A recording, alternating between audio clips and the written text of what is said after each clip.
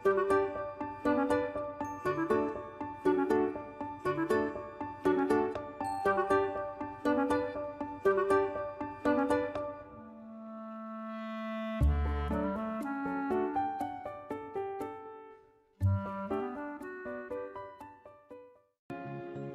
everything around us, including the way we work and live, has been interrupted, uninterrupted service is peace of mind.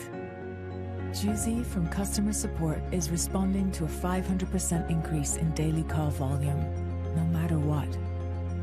We keep on, so you can keep on.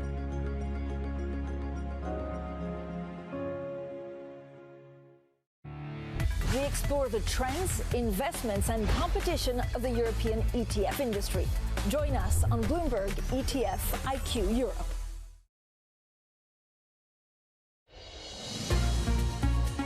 This is Bloomberg Daybreak Middle East. Our top stories this morning. It's risk-off this morning. U.S. equities hit a two-month low amid fears about the virus and the prospects for stimulus. Jay Powell says the U.S. economy is improving, but has a long way to go.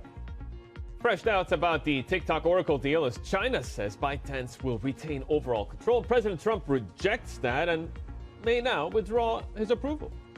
The U.S. announces its new sanctions on Iran and calls on allies to back the move.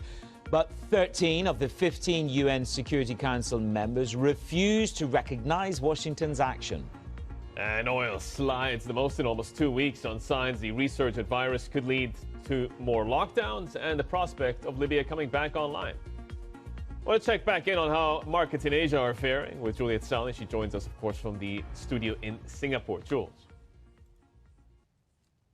Hi, Yusuf. We are risk off again here in the Asian session. Japan remaining out of action for a public holiday. You've got the MSCI Asia Pacific Index, ex-Japan, trading lower by around 0.5%, and all the key markets that we are watching are down. Have a look at that big sell-off you're seeing, particularly in Korea's market. Also signs that this rally you've seen in the TAIEX could be overstretched. We've got TSMC trading lower for a third session, weighing on that index. We've been watching what's happening in Australia and particularly the Aussie as well, after we heard from RBA Deputy Governor DeBell keeping policy options open. He says, look, negative rates are an option, but that doesn't mean that they're on the table. And also we had Indonesia lowering their 2020 GDP growth estimate to 1.7% from 0.6%. Rather, it is now at 0.6%. Stocks in Jakarta lower for a second session. I just want to check in on what's happening in Hong Kong on the lunch break as well. We've been watching this sell down in HSBC shares, still holding at these 25-year lows. That is weighing on the Hang Seng index, but have a look at the Hang Seng Tech Index. That's one area of support today, Manna, similar to what you saw on the Nasdaq on Wall Street. So, bullish call on Chinese airlines from Morgan Stanley. What are the analysts exactly saying about what the domestic market? It's huge in China. I heard David talk about this the other day, or maybe it was yourself, about the scale of the internal market in China. It could have been David or me, because remember we were talking about that City call as well. And so now Morgan Stanley is basically backing this, because as you 37% for Air China, 23% for China Eastern Airlines and 25% for China Southern. So just another one of these positive calls you're starting to see, Yusuf, on the Chinese airline sector, as there is just so much pent up demand and of course a very big domestic market. Yusuf.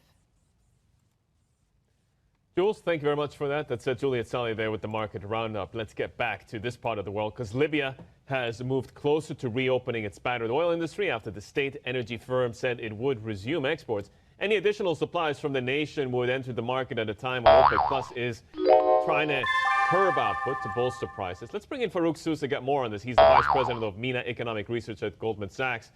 Farouk, the Libyans want to bring in 220,000 barrels a day of additional oil into this market as they get their act together. How much of a problem is that really going to be for OPEC Plus at a time when compliance is really up to scratch? Well, you know, I'm not the oil analyst, but our oil commodities guys are certainly cognizant of the risks when it comes to the supply side. But, you know, they're forecasting a deficit in the oil market in September of 3 million barrels a day, rising to 4 million barrels a day by the end of the year. So 220,000, even more than that, let's say 400,000 barrels a day coming in from Libya, would, of course, ease that deficit or reduce that deficit, but we're still looking at a sizable deficit through Q4, which we think is going to keep the rebalancing theme on track and support prices through to the end of the year. I also was drawn to part of the discussion in their notes, Farouk, about the transient nature of the floating storage. This was a big story last week that we talked about, you know, the momentum in floating storage, near to floating storage. Your guys and girls seem to have reassessed the risk from that.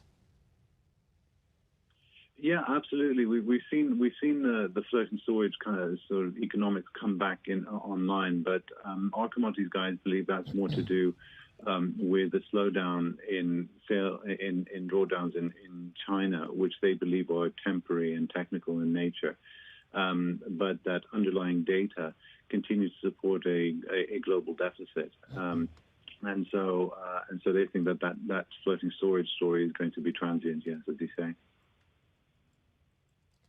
Farouk, a new survey by Bloomberg News suggests that the Saudi economy is going to contract 4.8% in 2020, and that's from a prior negative 4%.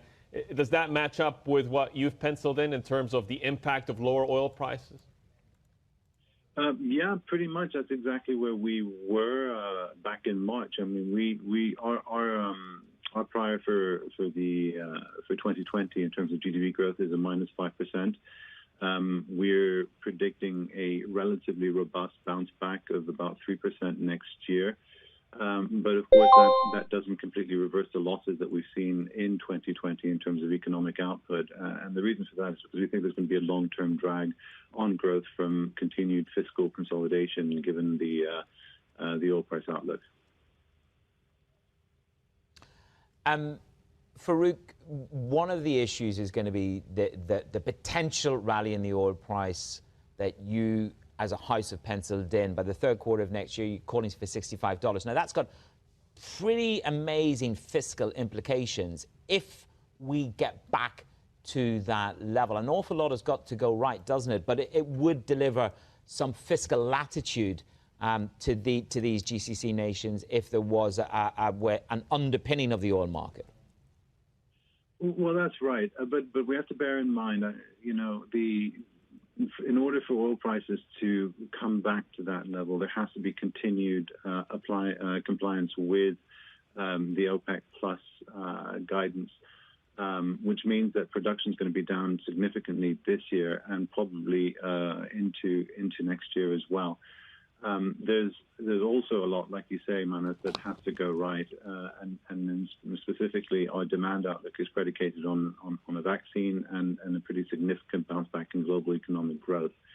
Under those conditions, yes, I do believe that there would be a significant bounce back on the fiscal picture, but a lot of balance sheet damage has been done. I think it's important to stress this, that even if the flow improves next year in terms of the fiscal flow, you are still going to have ramped up things like debt to GDP quite significantly in the course of the next few months and the course of this year.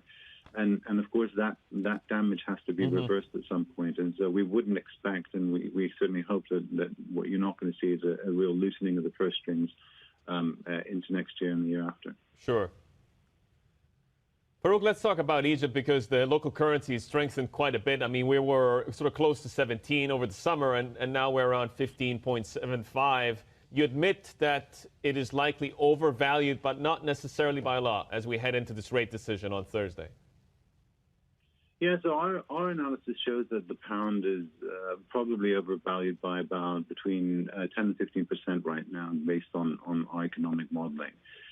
Which is a moderate overvaluation of the pound. Certainly in the past we have been higher than that. But more importantly, what we're seeing in Egypt is actually a very strong level of portfolio inflows and other capital inflows into the economy, which is improving the FX availability in the economy.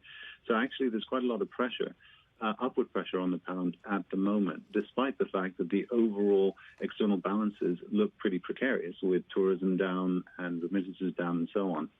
And so our basic thesis is that because Egypt has been so successful in attracting IMF money, and because that IMF money has crowded in portfolio inflows, what we're seeing is a continued rally in Egyptian pound, despite underlying weakness in the external fundamentals. You also would say that the risk on the inflation outlook is squarely on the downside. What scale can that be on the downside, Farouk, and then translate that to the propensity for cuts? Right. I mean, so our forecast is for inflation to bounce back to around 7.5% on average next year. But we have been consistently wrong in terms of our inflation call, and and that's because of lower food prices. And there's an argument to say that food prices are structurally lower now in Egypt. And actually, inflation, rather than being at around 7.5%, could actually end up being between 4.5% and 5%. So we think there's probably around 250 basis points in terms of underperformance in inflation, which would give a similar amount of space in terms of cuts. So you could see cuts through the course of the next 12 months of around that much, 250 basis points.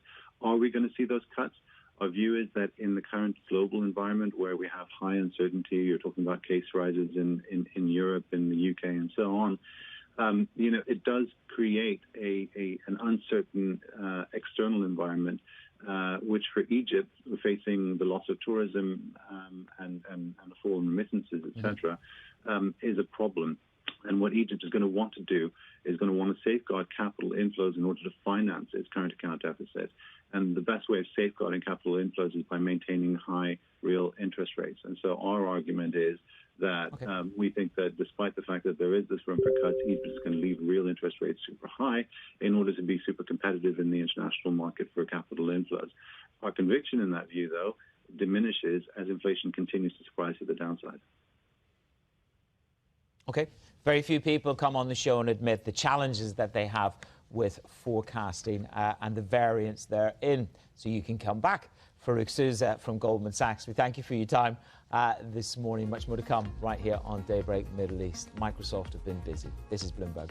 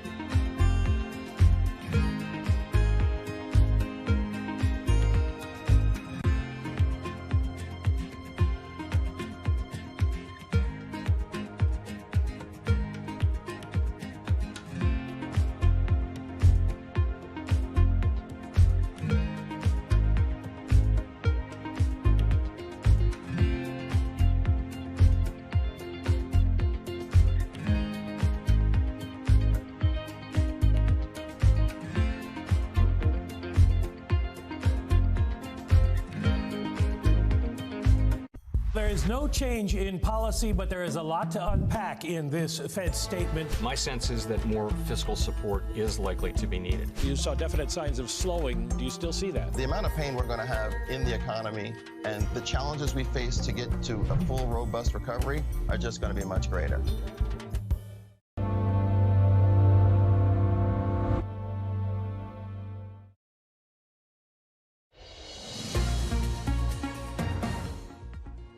Clearly, the mood has soured on a number of fronts that has created some air pockets for the market. The dollar has spiked today. We've seen the yields falling a little bit. I think a lot of it is atmospherics. The stimulus tantrum that we haven't received any new stimulus news in the month of September. Some of this was inevitable. We've just come off the back of a couple of weeks where investors were already starting to question the valuations of equities. And then we already knew that as we get into the end of the year, as we get into the colder months, the virus numbers were going to pick up. And we're seeing exactly that.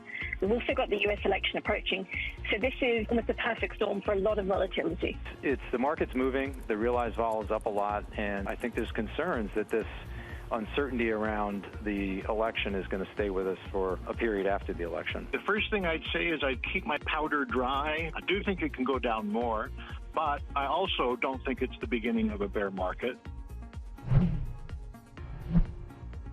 stimulus tantrum, and more. A host of voices there reacting to the US stock slump. Quick check on your business flash headlines.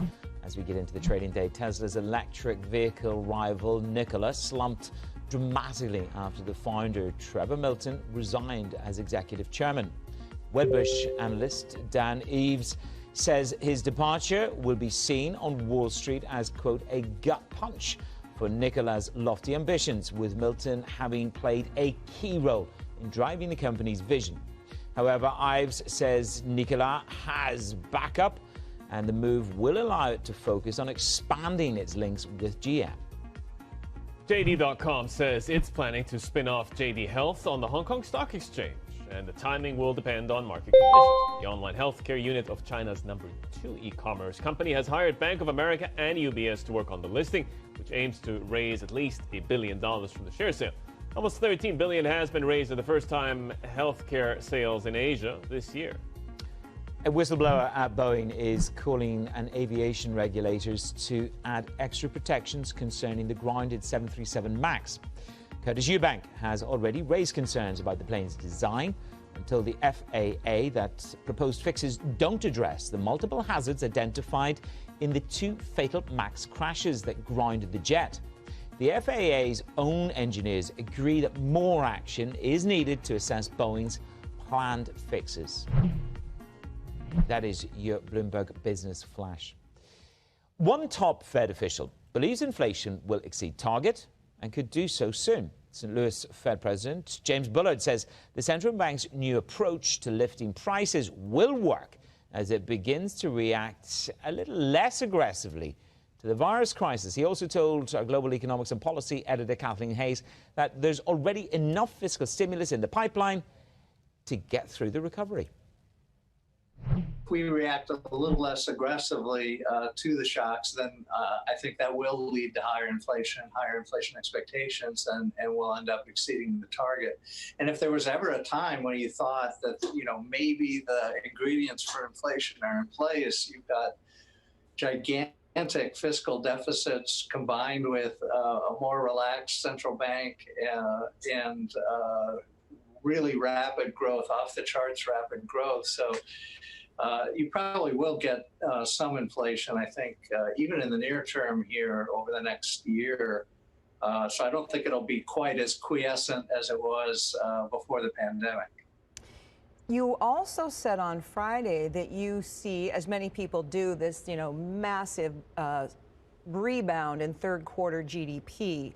People are looking 25%, 30%, and you said it's going to, another reason why it's going to help get inflation on track to 2%. I want to ask you a couple specifics about this, though. Doesn't look like there's going to be a stimulus package passed before the election, and hard to say when it will be passed after. What difference does that make, if any, to your forecast? Yeah, I think that the original fiscal package that was passed in the March-April, several bills altogether, but the CARES Act in particular, that was really calibrated to a bigger shock than the one that has actually developed.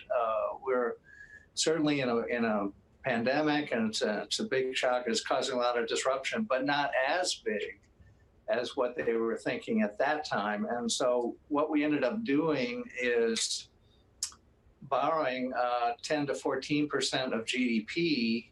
But if you look at current forecasts for this year, it looks like GDP or national income, household income will only be down 3 to 4%. So you really borrowed quite a bit here to cover a hole, which now doesn't look like it'll be as big. So I'm hopeful that we still have enough in the pipeline to push us through, get the growth going in the second half of the year here. That certainly seems to be what's happening in the third quarter. I think that'll continue in the fourth quarter and the first part of next year. So I think we might be okay here. I don't think there's as much of an imperative about a new fiscal package as there might have been, in July or as it might have seemed in August or July.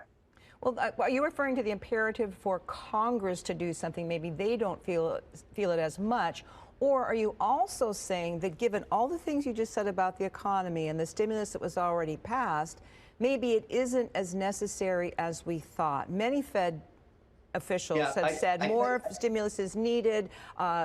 Risk puts the recovery at risk if you don't get it. What exactly are you saying here? So I guess my point is that what people were thinking was that 2020, at the end of the year, you know, household income would be down 10%, 8% or 10%, something like that. And so we went out and borrowed 10% or more on international markets to try to cover that hole. But now it only looks like household incomes will be down 3 to 4% at the end of the year. And we still went out and borrowed 10%. So it seems like, at least in some broad macroeconomic type of calculation, we have enough resources to cover this. Now, of course, it's unevenly distributed, and there are many issues around exactly how it gets to the disrupted households, and that's very important. But as far as the total size of the thing, I think we might be okay, and we might be able to sustain a recovery through this winter. Fascinating conversation there with the St. Louis Fed President James Bullard. We still have a lot to get through on the show and beyond. This is Bloomberg.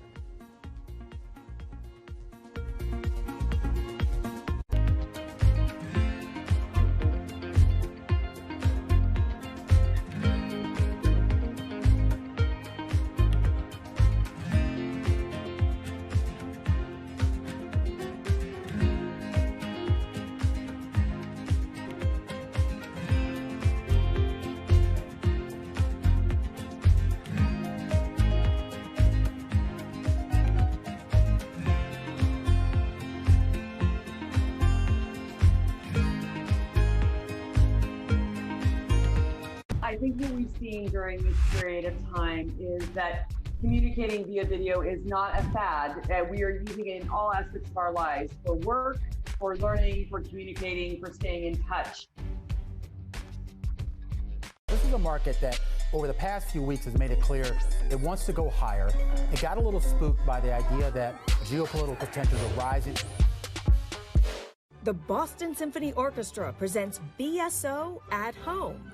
While you stay inside, enjoy a curated collection of archived concerts and behind-the-scenes stories from BSO musicians.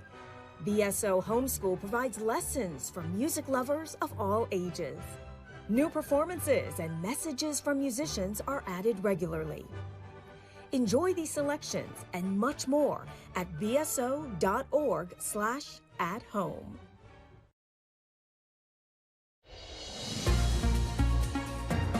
Microsoft is making its biggest video game purchase ever, preparing to launch a new Xbox generation in November. It's set to acquire ZeniMax Media, owner of publisher Bethesda Softworks, with games including Elder Scrolls and Doom, in a deal that could help create a Netflix for gaming. Microsoft's Vice President of Gaming, Phil Spencer, spoke with Bloomberg Technology. You know, we view content as just being critical to our platform. We've got Game Pass growing very fast. We're over 15 million subscribers. As you mentioned, we've got consoles. We're going into pre-order for our next generation of consoles tomorrow. We've launched xCloud last week into our Game Pass subscription so people can play our games on their mobile phones. Content is just foundational to what we do. And with this move, we double the number of content creators we have inside of Xbox, which I think is a great move for the Xbox community. So once inside Xbox, ultimately will Bethesda then start making games for only Xbox and PCs only and not PlayStation? Clearly, our commitment with this move is that Xbox and PC and people playing on xCloud and Game Pass will get ZeniMax's games. So the collection of Bethesda studios will be coming to Xbox and Xbox Game Pass, and that's just a huge commitment from us. In terms of other platforms, I think we'll make a decision on a case-by-case basis, but this is really a move to just show the strong commitment to the Xbox community that great games will be coming. Now, as you mentioned, gaming traffic has soared. You've now got 15 million subscribers on Game Pass. That said, some gamers have been disappointed in some of the gaming offerings. How much of this is pull forward demand given the pandemic, and what do the quarters ahead then look like? We see gaming as a really strong growth category. It has been for many years. You know, 3 billion people play video games on the planet, half the connected world. It's nearly a $200 billion top-line business. Both of those numbers growing by double digits. So gaming is just a secular trend in entertainment, people moving from passive entertainment to active entertainment. You see it, you know, kids everywhere playing video games, Minecraft, Fortnite. It's just a really strong place for Microsoft to make an investment with the transformations we're seeing in the business. As you said, content is king, so I have to ask about the TikTok deal. Of course, it is still playing out, but how big a deal is it that Microsoft lost the TikTok deal? You know, we were pretty public about how that played out. You know, I don't have anything to say with how TikTok is working now, but when I look at our growth aspirations in the consumer space as Microsoft, I think our investments in gaming and reaching communities everywhere is going to be critical to our long-term success with consumers. That said, the Trump administration is now pushing U.S. gaming companies on their ties to Tencent, and that means Fortnite and League of Legends, which are hugely popular on Xbox. What is Microsoft's position in this geopolitical tug of war? What if Trump starts cracking down on Fortnite and League of Legends? You know, we've taken a long-term approach to gaming. We think people should be able to play the games that they want to play with the community they want to play with on the devices that they want to play on, and that's been central to our strategy. We work with global partners to be able to do that, and we hope to continue to do that. It's really a cornerstone of our strength of reaching the over 3 billion gamers on the planet. Meantime, there's a battle royale going on between Fortnite maker Epic Games and Apple and Google. Xbox has its own situation with Apple's App Store. Do you think Apple and Google are monopolies like Epic says? We think gamers on general purpose compute devices should have access to services like Game Pass cloud streaming. We think that should be available to everyone, and we're committed to making that happen. We'll continue to work with the large mobile operators out there. We'll work with Apple, we'll work with Google, we'll work with Samsung. We're doing that today. And I think gamers should have choice with the devices that they have on the content that they get to play. 3 billion gamers out there. That's a lot. Let's have a quick snapshot of U.S. equity futures. The S&P 500 going into its 4th day of declines. That's the longest losing streak since February of this year. Robert Kaplan says he's not too worried, Yusuf, about this correction because the credit spreads for him have not blown out so aggressively yet. Yeah, overnight we saw the dollar surge the most in 3 months as demand for haven assets increased amid the sell-off. But at the same time, you look at the bond market, and clearly it's not a big deal over there. There's a lack of fear in fixed income at the moment. 10-year Treasury yields, the cash trade is offline because of a holiday in Japan. That comes online. Today we're going to show you the AI technology that is able to transform any text into speech and read it in such a natural-sounding way that it's tough to tell it was generated by a computer and not a real human being. But before that, let me tell you something. Videos without a good voiceover will not convert, will not get you clicks, leads, traffic, or any sales. Since the dawns of humanity, people would gather around the fire and listen to stories. That's why a good video is not efficient without a good voiceover that tells the actual story. The problem is that not all of us have a nice friendly voice like Morgan Freeman. Or we just don't feel comfortable recording ourselves. Previously, the solution was to hire a professional voiceover artist. But there are 2 problems going down that route. Number 1, they are very expensive. It can cost you up to $100 per minute of recording. And number 2, you'll have to wait 3 to 5 days for the voiceover to be completed. How cool would it be to just enter your text and generate a perfect sounding voiceover, with a voice that would sound as cool as, well, my voice? Or maybe a nice distinctive British voice like mine. Or a friendly female voice like mine. How cool would that be? Introducing Speechelo, the most natural sounding text-to-speech software on the market. Hey, I'm Joey, and I'm one of the 30 AI voices from Speechelo. You listened to this video until now and you probably couldn't tell I'm not a real human voice. That's because I understand exactly what each phrase is saying, and I know how to put inflections in my voice, just like a real human would do. I was coded in that way that my neurolinguistic engine will analyze the phrases, and I'll understand when I'm enumerating something, when I have to emphasize a word, or I need to take a deep breath. But you don't have to worry about any of these things. With Speechelo you can generate as many voiceovers as you want with only 3 clicks. Yes, you heard me right. Only 3 clicks. Click number 1. Just paste the text you want to be transformed into speech in our online text editor. Click number 2.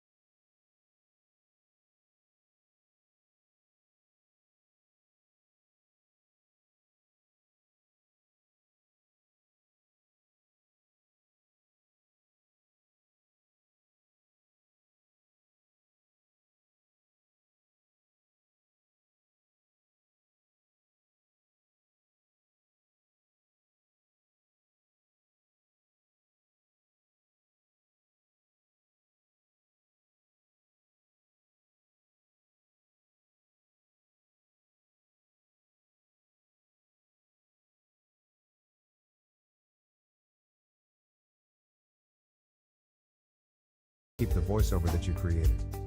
So, now that you have no risk, you also have no excuses. Go ahead and click the Buy Now button below and profit from the one-time payment offer, and the huge discount that we have for the first 1,000 users. Let's quickly recap why you should get Speechalo today. You'll be able to transform any text into speech. You'll get over 30 human-sounding voices. You'll be able to create voiceovers in over 23 languages, and you'll be able to create as many voiceovers as you want. Well, what are you waiting for? Click the Buy Now button below and profit from our special offer right now. And remember, you are covered by our 60-day money-back guarantee.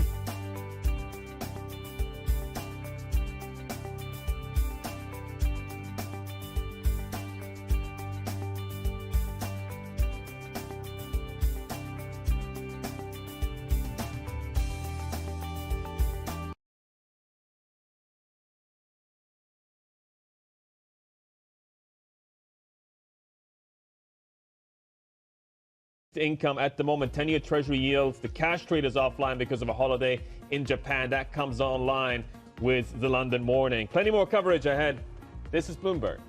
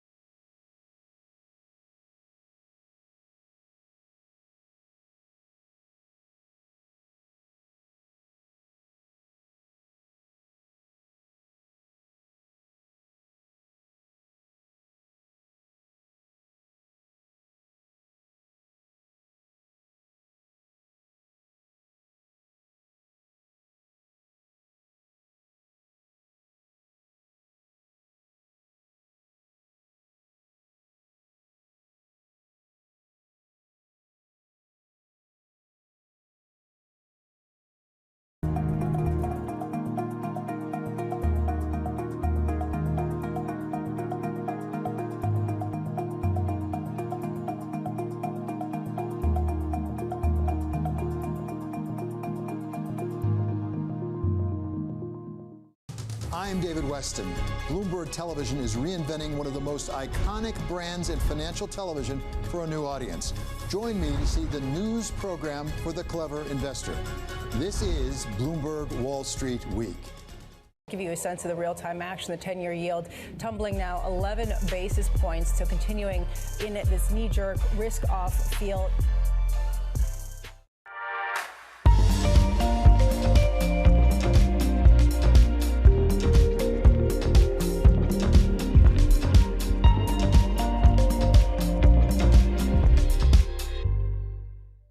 Founded more than a century ago from humble origins, L'Oréal is now the world's biggest beauty products company. Specializing in cosmetics, hair, and skincare, it boasts an international portfolio of 34 brands and has a market cap of more than 105 billion euros. At the helm, a man who's dedicated his entire career to the company. Over 4 decades, he's covered all facets of the business. Today, on Leaders with Lacroix, we meet Jean-Paul Agon, Chairman and CEO of L'Oréal. Monsieur Agon, thank you so much for speaking to Bloomberg. Pleasure. What happened to L'Oréal in the last 10 years? Innovation, your share price has grown. Was it exciting times? Yeah, very exciting. You know, I started as a CEO 10 years ago. It has been 10 years very exciting. Of course, we had a crisis in 2008 and 9. But globally, the business has been very good. We have been growing, acquiring brands, launching new products, gaining market shares everywhere in Europe, USA, China. No, very exciting, fantastic. What's been the most fun? In fact, the most fun has been the past 3-4 years, because thanks to the digital revolution, everything has been transformed. And as I tell my teams, I think that this industry, our business, our company has more changed in the past 3 years than in the previous 30 years. So it's an amazing time, extremely exciting. So is this the way you sell, or is it the way that people actually look at makeup? No, in fact, it's the relationship between brands and consumers. In fact, the digital has completely transformed the relationship between the two. Before that, you know, the brands were talking to consumers, pushing towards them information or whatever. But now the consumer has taken the power. The consumer decides how he wants to see the brands, what he wants to know, how he wants to discover them. Digital, in fact, creates a relationship that has nothing to do with what existed before. But isn't it much more difficult, therefore, to control your brand? It enriches the relationship. So now, thanks to digital, we can communicate the content of our brands. We can do tutorials to explain how the products work, how they should be used. We can have a personalized relationship with consumers. So it's a completely new dimension. It's much more rich and exciting. So what sells at the moment? Is it the luxury brands or is it the more consumer brands? This year, luxury. This year, luxury has been booming everywhere, mostly with Chinese consumers. You know, Chinese consumers are fantastic. They love beauty, they love luxury, they love our brands, and our business with Chinese consumers everywhere has been booming. L'Oréal's global reach stretches across 140 countries. About 2/3 of its sales are generated outside of Europe. Much attention has shifted to China, where strong demand for high-end lipstick and perfume is driving growth. In 2015, China surpassed France to become the group's second biggest market behind the United States.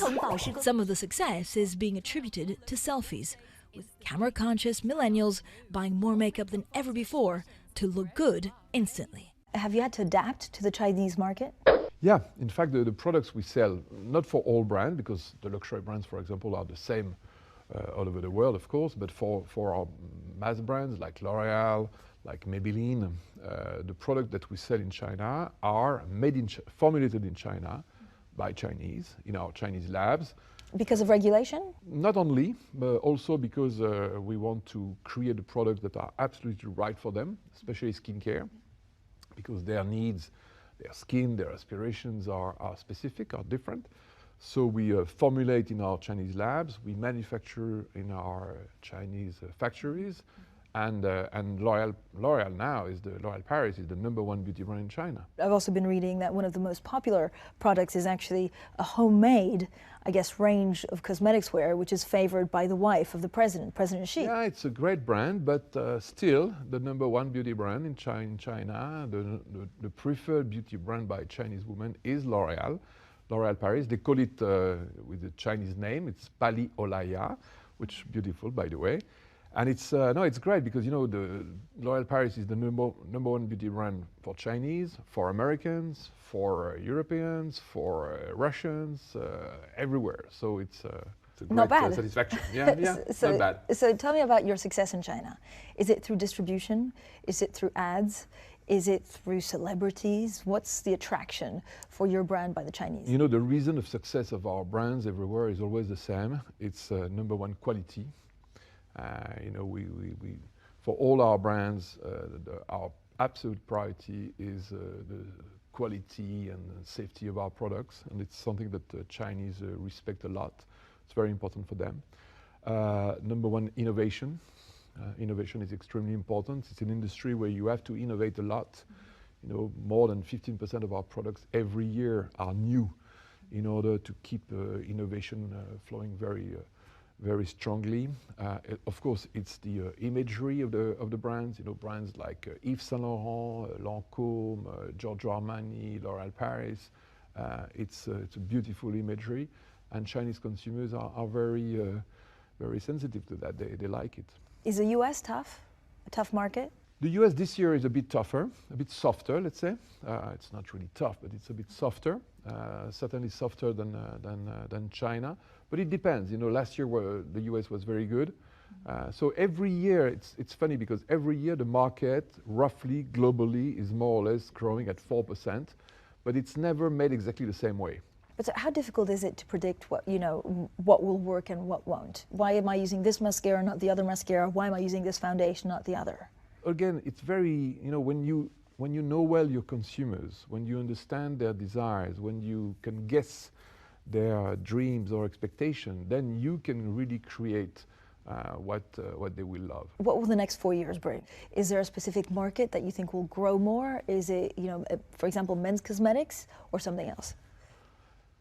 Digital, I think, will be the most important element of transformation of the market. So definitely we're going to see the e-commerce growing. For example, e-commerce in China is already more than 30% of our sales for our mass market brands. So it's huge. So we're going to see digital growing. We're going to see probably new channels also emerging, like specialty stores, our own stores. We are very big in also growing segment is the travel retail, the stores in the airports, because more and more people are traveling. So I think there will be new channels. In terms of regions, of course, the emerging markets are still growing, and our categories are growing too. Makeup has been booming for 2 or 3 years. I think it's going to keep booming. Skincare is growing too. So honestly, I'm very optimistic about the short-term, middle-term, and long-term perspective of this industry. What do you think you spend most of your innovation on? Is it, for example, making a lipstick that lasts longer? Is it kind of changing it a little bit? I know you have so many products, it's unfair. And a few secrets. And a few secrets, but you can tell us, we're amongst friends.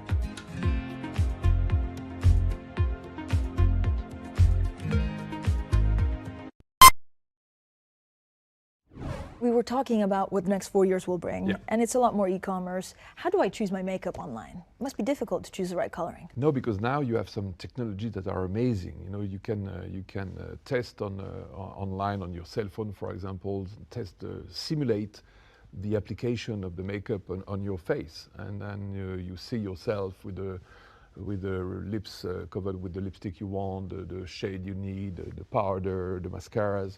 You know, I did a demonstration of that to my board, you know, completely made up, and it was they were ecstatic. Was that for the launch of the app? Yeah. And so they said yes. Yeah, I wanted Fantastic. I wanted to share with the board the fantastic progress of technology. It's amazing. Oh, I could look like pure reds. Oh, wow. The lipstick is moving with my mouth, and I know that I don't have any on. It's like Amy Winehouse looks. It's brilliant. I can't stop looking at myself. So this is amazing because you also have to then change, I guess, your research and development. How much of the overall cost goes on actual digital products? Well, it's difficult to say because it's everywhere, in every brand, in every division. But what I can say is that now, more in terms of media, 1/3 of all the media that we do now goes on digital. In terms of e-commerce, 7% roughly of the sales that we do go on e-commerce through digital, and it's growing 30% a year. So there is a shift happening, which is extremely fast, extremely strong. The company that invented the platinum blonde is constantly innovating and developing new products as consumer demand changes. At its lab in Paris, scientists have studied more than 7,000 types of hair and are now experimenting with 3D printing.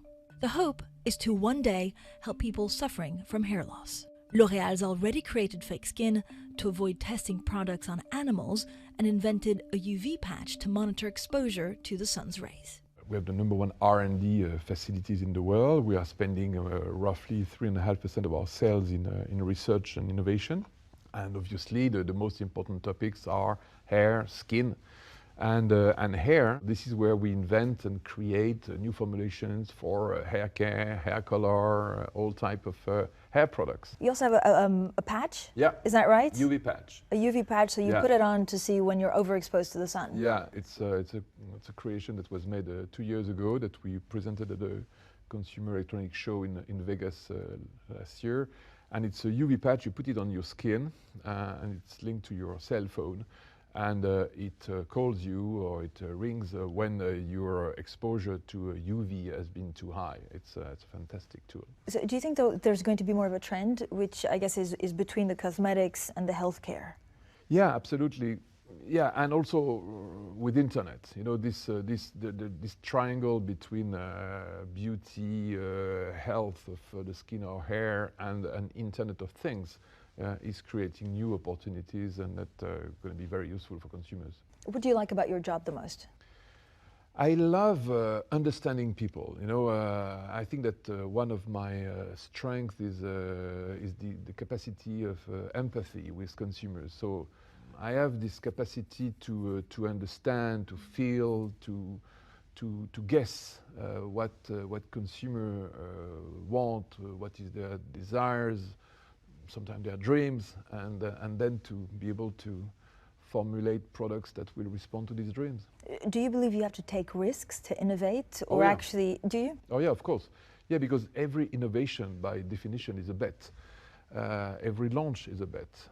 It's like a new film or a new movie or new music. You never know in advance. But that's the magic of it. So what do you think you spend most of your innovation on? Is it, for example, making a lipstick that lasts longer? Is it kind of changing it a little bit? I know you have so many products, it's unfair. And a few secrets. And a few secrets, but you can tell us, we're amongst friends. No, we are working on all categories. You know, we have 3,500 researchers from many departments, and they are all working on all type of cosmetics, skincare, hair care, hair color, all sun care, and because fundamentally, as I told you, we really believe first and foremost in terms of efficacy and quality. So you know, the mission of the company, which is beauty for all, is also not only beauty for all, but the best of beauty, the best quality, the best performance, the best efficacy, the best safety, and that keeps us busy. 3,500 researchers. Yeah. How long does it take from, I don't know, who has a concept of, for example, a new product,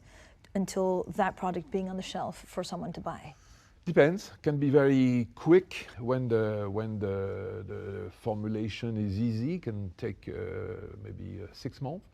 Or when, for example, the marketing guy has a vision, has a dream, but the labs don't know exactly how to formulate it, can take 2 years, 3 years. Really depends. Mega volume on top, mega volume on bottom. Share it with your friends and buy makeup instantly. One of the criticisms often leveled at the beauty industry is that it's only for young people. Is there any truth in that? No, not at all, of course not. First, that would be stupid, because we are addressing all needs for all people, and look at our ambassadors. For example, Jane Fonda, Helen Mirren, they are not millennials.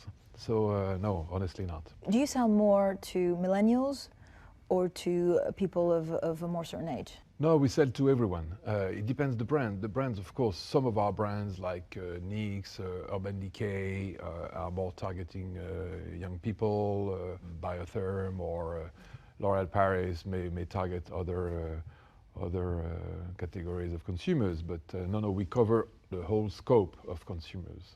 And in terms of age, in terms of diversity, in terms of countries, Chinese, Brazilian, Europeans, everyone. It's a beauty for all. So how do you sell to the emerging markets?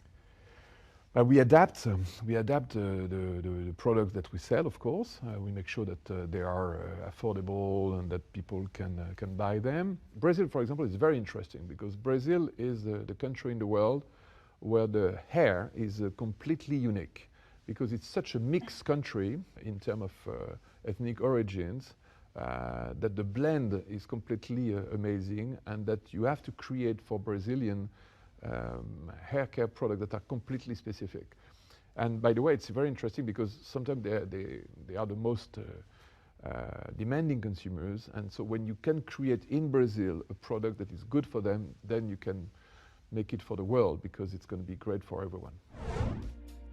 Do you think Generation X cares more about this than millennials? There is an urgency, clearly. We are not talking anymore about a potential threat. I mean, there is a clear and present threat.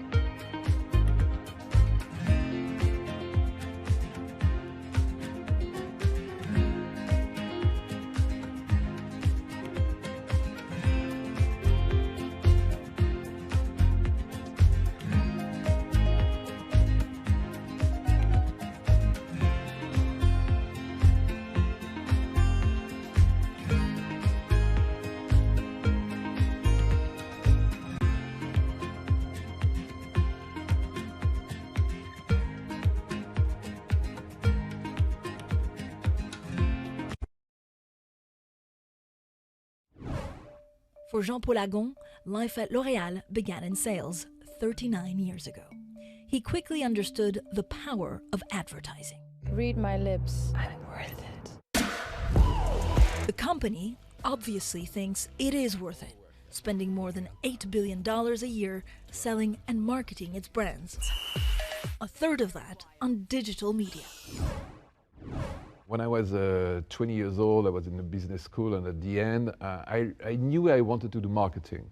And for me, beauty is the supreme art of marketing, because it's a marketing that is not only about understanding, analytics, but it's also about emotion, guessing, creation. So I think it's a fantastic marketing. There is no better marketing than beauty marketing. And from that 20-year-old Jean-Paul Agon, what have you learned about yourself? My God, a lot, a lot, because it was a long time ago. No, it took me, many years to get where I am today. But I was always passionate. I think the incredible part of L'Oréal also is that every day is a new adventure. Every day is a passion. It's a company made of really passionate people, and every new mission is an adventure. So what are you like as a leader, micromanaging or overview? I like overview, and from time to time I'm tempted to do micromanagement. But when I do that, my team say, Jean-Paul, you should not bother with that. Let us do it. Do you review, though, the end product every time, or how does it work? As much as, I have meetings of course, with all the brands, not all the times, of course. I travel in many countries around the world, and I'm just trying to help to make sure that we are taking the right directions, pushing in the right innovations, understanding enough the consumers we are dealing with, trying to pilot the ship. L'Oréal's Sharing Beauty with All program, launched in 2013, was designed to transform the business. Jean-Paul Agon was determined to make the company ethically and environmentally sustainable. It's been recognized for its efforts, awarded a AAA for water management, climate, and action against deforestation. So when did you start thinking about sustainability? Pretty a long time ago, especially when I came back from the USA and I took over as a CEO.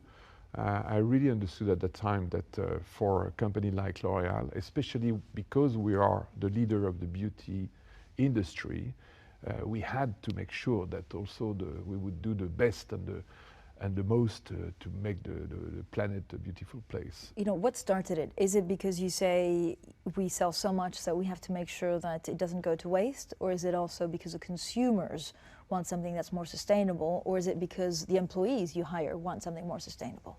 Very good points. I think it's all of that. First, because we have a moral duty. Secondly, because it's what our employees are asking for. Third, because it's what consumers want. Fourth, because it's what the society expects from a big company like us. So that's why we really went into this direction. Does it make a difference for the consumer? I remember you telling me a couple of years ago, that if a consumer has a choice of a sustainable shampoo or a shampoo that makes our hair better, we'll always go for the shampoo that makes our hair better. Yeah, but now what we want to do is to make a shampoo that makes the hair better and sustainable. Because now in fact, you're right. Our vision is that we have to find a way that it's not opposite, that it goes in the same direction. And it's the same for economic performance. For example, the sustainability performance should not be opposite to the economic performance. And in fact, we are able to prove that. For example, in the past 10 years, we reduced our carbon emission by 67%, when at the same time we were able to increase our production by 30%. How do you do that? We work a lot. We transform all our factories. We have now 10 sites that are carbon neutral. We completely transform the way also we engineer with water. We have what we call dry factories, that they don't use water at all. They completely recycle the totality of the water that they use. We eliminate waste. So it's a very comprehensive effort on all fronts to transform completely the way we produce, we distribute, etc. And shareholders are behind you every step of the way for sustainability? Yeah, absolutely. They are very, I think that our shareholders are very proud of what we do. I cannot say that they are pushing us hard to do it, but they are happy and proud. Do you think Generation X cares more about this than millennials? The younger you are, the more you think about this? I think that everybody now cares. You know, I think that it's very well understood that there is an urgency. Clearly, we are not talking anymore about a potential threat. I mean, there is a clear and present threat to the planet, and if we are not all doing the maximum in the very short term, it's going to be very difficult. So I think that every generation now understands that. If I speak to you in 5 years, what will be your story? In 5 years, probably I will tell you that the most important mission has been the transmission, because of course I will not be CEO forever, and I will be, by the way, very glad to pass the baton one day to my successor. So if you think a lot about succession, what kind of successor would you like, and what would you like your legacy to be? I will be proud to have been able to adapt L'Oréal to the new world. I think that we are living in a very special period. The world tomorrow will be very different from the world we knew a few years ago. And you know, my absolute priority right now is to adapt, transform the company in order to make it as successful as a leader, as performant in the new world as it was in the world before. And I'm very confident about it, because that's what we are doing. You know, we are doing a cultural revolution, a digital revolution, a sustainability revolution, and so the L'Oréal will be a fantastic company. And then someone else will take the baton and will drive the adventure further. Jean-Paul Agon, thank you so much. Thank you very much.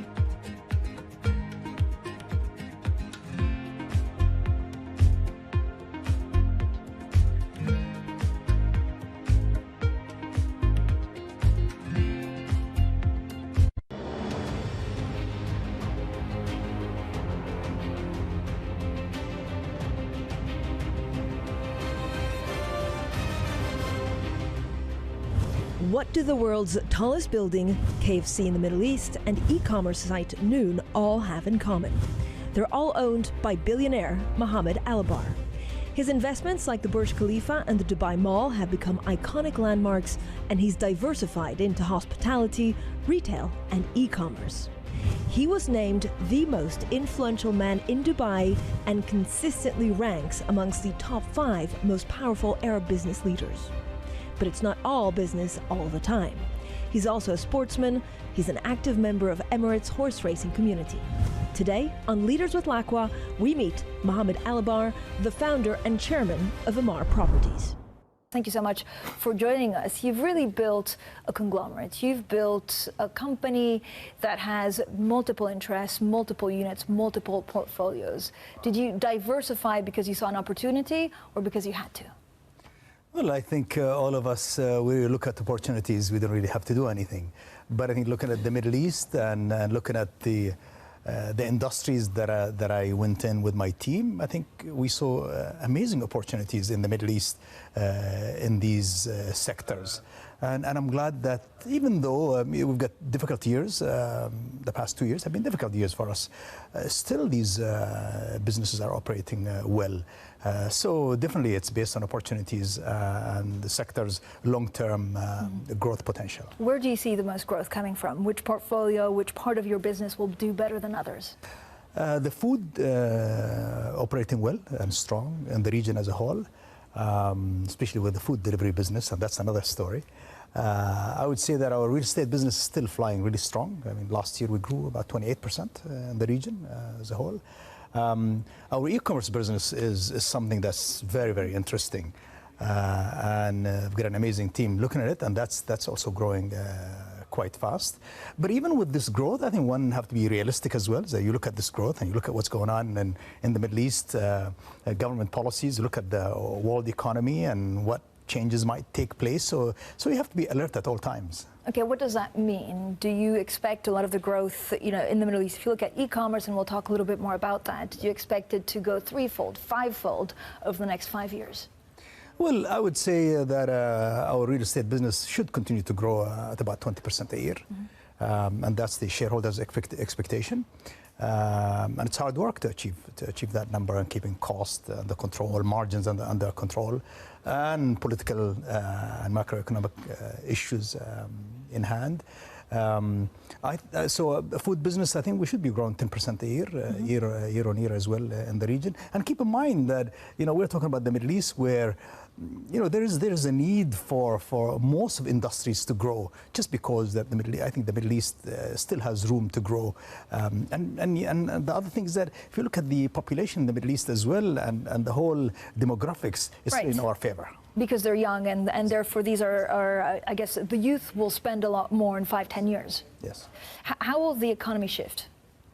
Well, I think the economy will shift positively, only because I believe Middle Eastern governments are really working harder than any other time in the past, and you see the changes that are taking place, positive changes that are taking place in Saudi Arabia. I think that's the same thing within UAE. I would look at Egypt. I'm quite interested in Egypt as well, and the change that's taking place in Egypt, with all the other issues that we have in the Middle East, where I believe that I don't think it's going to get any worse than this. I think we're looking forward to a more positive trend in policy and in politics and economic growth as well. In terms of growth, country by country, which is a country that will outperform the others in the Middle East?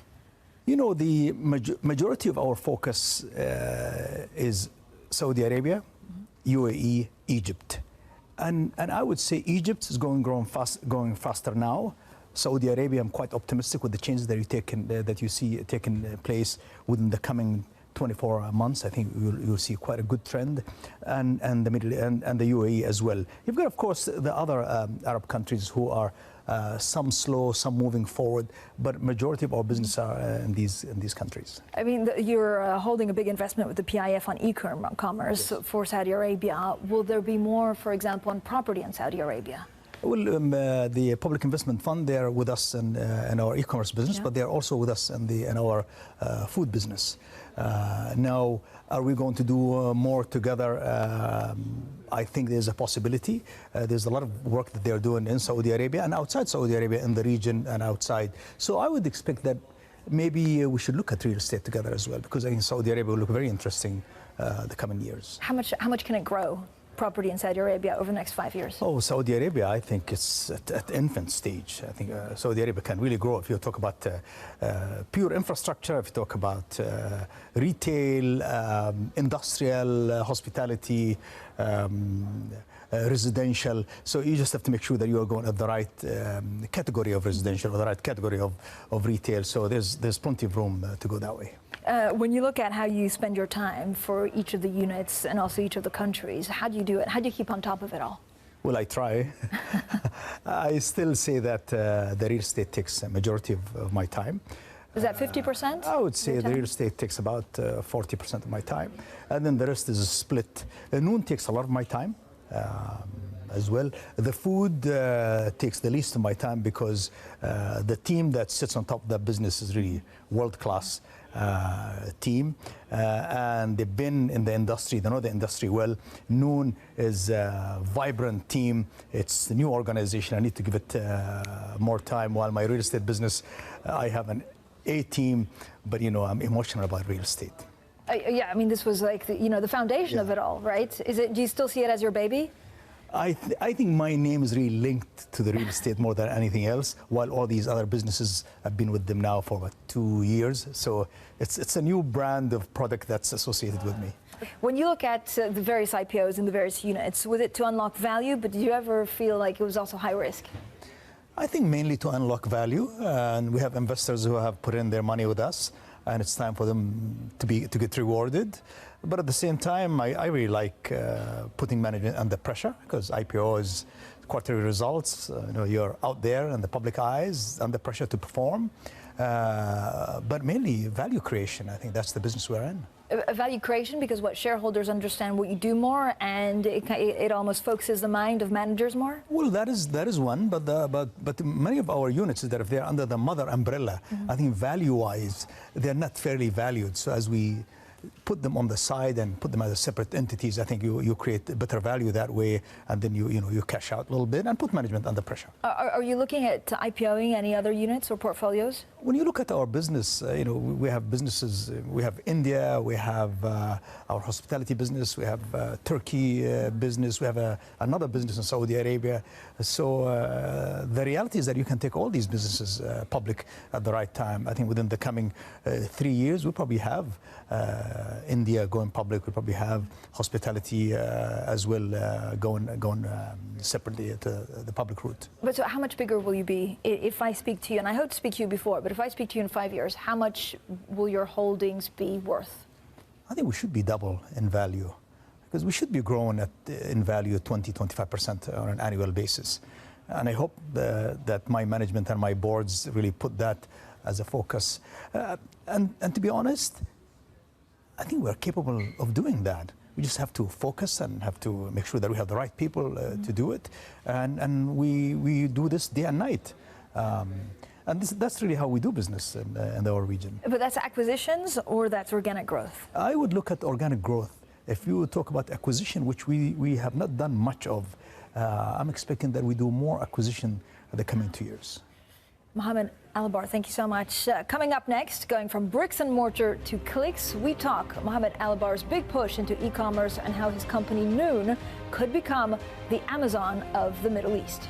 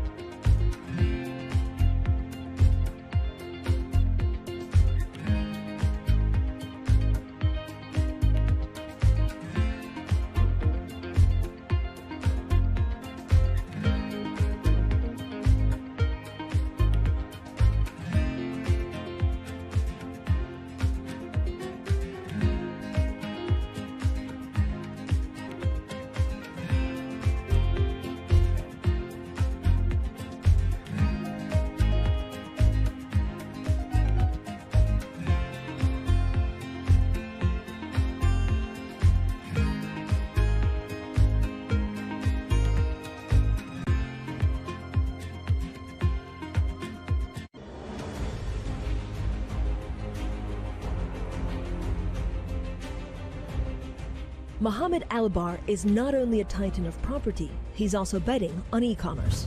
His startup, Noon, launched its operations in the UAE last year. The site is described as an Arabic-first e-commerce platform and is rivaling the Amazon-purchased Souk, looking to take over 15% of the growing market. One of the biggest investors in Noon is Saudi Arabia's public investment fund, which put up $500 million. But Albar is not just competing against Amazon. He's also a major player in the luxury space. He's partnered with Yux Net-a-Porter Group to offer a premium retail service to the Middle East's fashionista set. So Mohammed Albar, do you ever feel like there's a conflict that you actually own Dubai malls, but at the same time you're trying to sell on e-commerce platforms? The issue is that, are you relevant? That's really the big question that we have, is that I don't think it's if there's a conflict or not, but are you relevant to the space?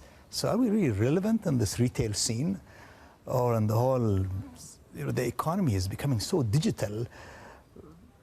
If you are not thinking about it, if you're not acting to do something about it, I think there is a risk of your business being probably at huge danger the coming 24 months. And so how do you stay relevant? I think staying relevant, first of all, I have to talk to my kids all the time.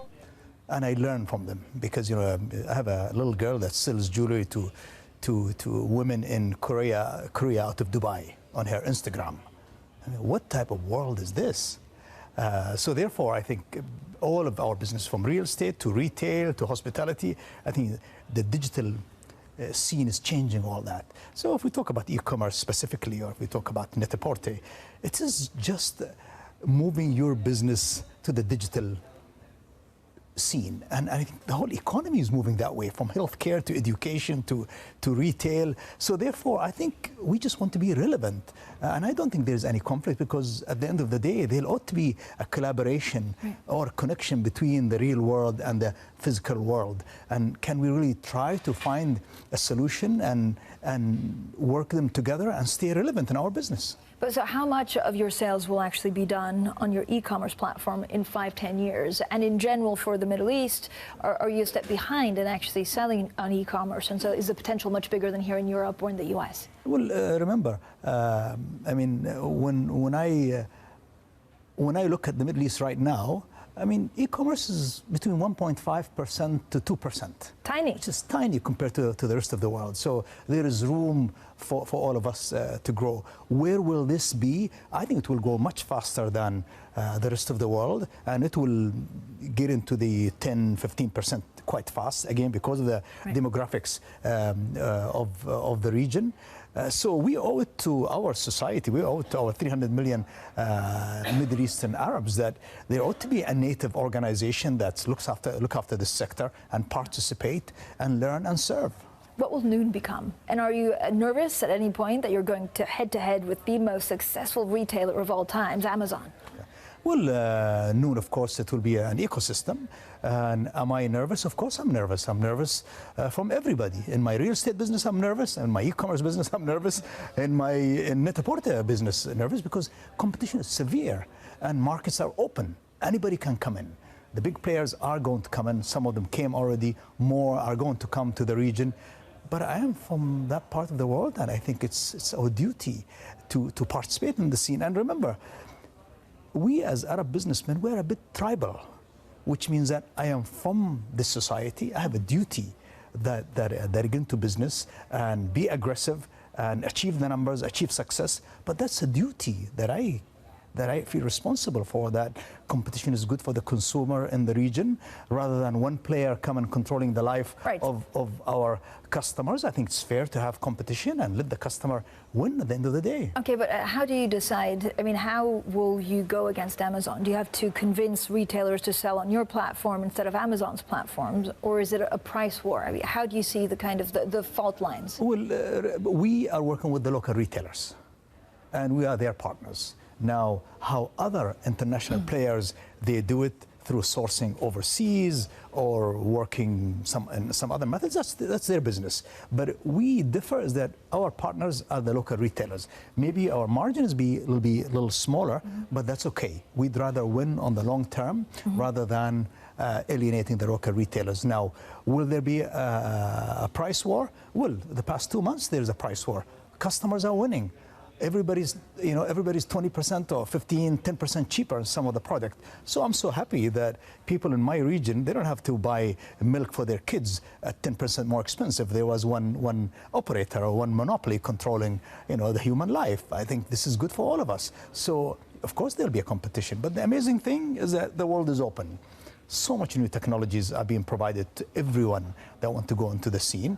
But are you planning long term? You have good people with you. Are you serious about it? Are you willing to provide quality service? But is it the service or is it the products? How does the Middle East actually shop? What's selling at the moment and what will sell in 5-10 years? Well, if you look at the mix of what's happening on the e-commerce scene, it's not much different from what's going on in the world. People want delivery, fast delivery. People want quality. Will they pay for the delivery? For the time being, we're subsidizing delivery. Because, as I said, people are just learning the art of e-commerce, and that's what global companies are doing. They give it to you for free first, they get you used to this way of life, then later on take a little bit of margin, maybe control market, the usual trick. But what I'm saying is that people want it all. Want quality, want value, want consistent, want delivery time that's fast, and we want the product that they want, which changes from 1 month to another month. And therefore you have to provide that and then get ready to provide the new thing that might be happening next month. Okay, how important is market share? And how important is market share right at the beginning so that people get used to your platform and not Amazon's? Market share is very important, and at the beginning you have to be aggressive and you have to probably provide the best service ever. You will be cutting prices as usual because we see it, it's a live competition, there's nothing wrong with that. But the good thing is that the market's big enough. 2 players can come in. But imagine if you do business in UK and there is only one operator. How fair is that to your family? But isn't there only Amazon here? Well, there are many other players, I think, in UK as well. I prefer that more than one player in a market. And in the Middle East, there will be more than one player and will be one of the major players in the market. Up next, we talk the leadership skills it takes to create both the world's largest mall and the tallest building in the world. More with Mohammed Alibar next.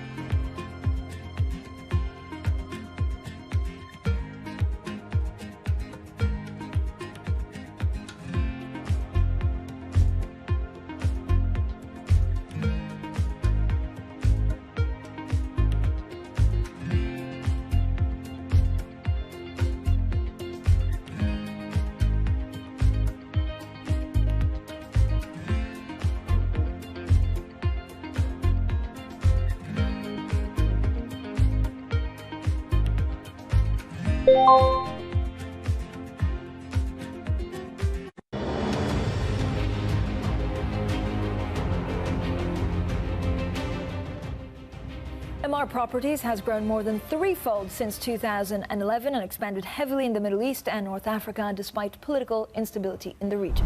So what kind of leadership does it take to shepherd a global company through turbulent times? Well, Mohammed Alibar, chairman and founder of MR Properties, is here. What kind of leader are you? Throughout the program, we were talking about encouraging your leaders, your regional leaders, and also your portfolio managers to be aggressive. Do they always need to be on their toes?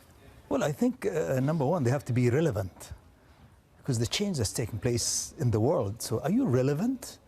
And the other thing I like is that I think we all have to believe in the reset. Are we doing this upgrade? Are we upgrading every 1 month? Because there's so much happening. And do we really act? I mean, that's, so we have to be relevant, we have to act, we have to have discipline, we have to believe in the best people, and we have to take care of our society. These are things that these are the elements that I really depend on to manage my business. Okay, but what does it mean being relevant? Because in more traditional times, you could ask a customer what they wanted, and you're saying, okay, I'm relevant. But now the change of pace is so fast. Well, relevant is that, are you watching social media daily, what's going on with your customer? And what's going on with your business? There's no more, I'll do a research and I'll wait 30 days. How alert are you? And how alert about how your customer feel, or alert what's going on to the industry, what's going on with politics, what's going on with the economy, what's going on in new tools of management, how fast can you go? So I think, are you awake? What do you need to be awake for more? Is it for your clients, or is it politics, or is it how your business interests are going? Well, it's about my customer, number one, my people, number two, the society, what's going on in politics, what might happen to interest rate. You almost have to have all that construction risk in my business, what's going on in technology, what's going on in digital. You almost have to be alert of all this but number one, people.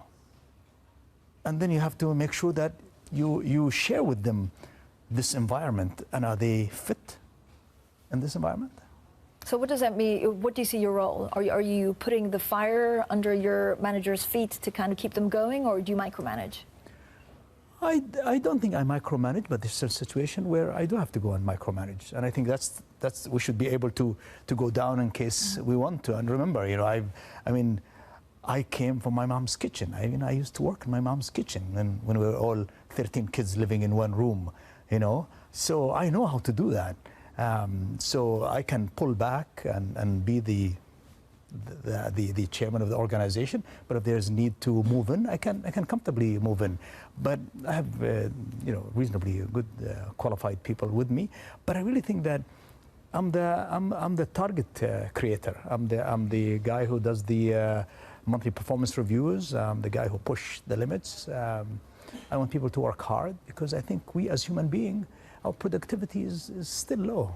I mean, you spend a lot of time in property because that's where you came from. That was the first company. But what excites you the most in all the others that you're doing? So hospitality, retail, e-commerce. I would say e-commerce excites me a lot because when I look at how the digital world is changing our lives, I come back to my real estate business and I say, maybe this office is null and void. Maybe this is all not required anymore. But also, if you look at the digital guys and you see how fast they work, or the process they use, or the age of people in these offices. Therefore, I really believe that the younger generation are running the world, and they run it extremely well.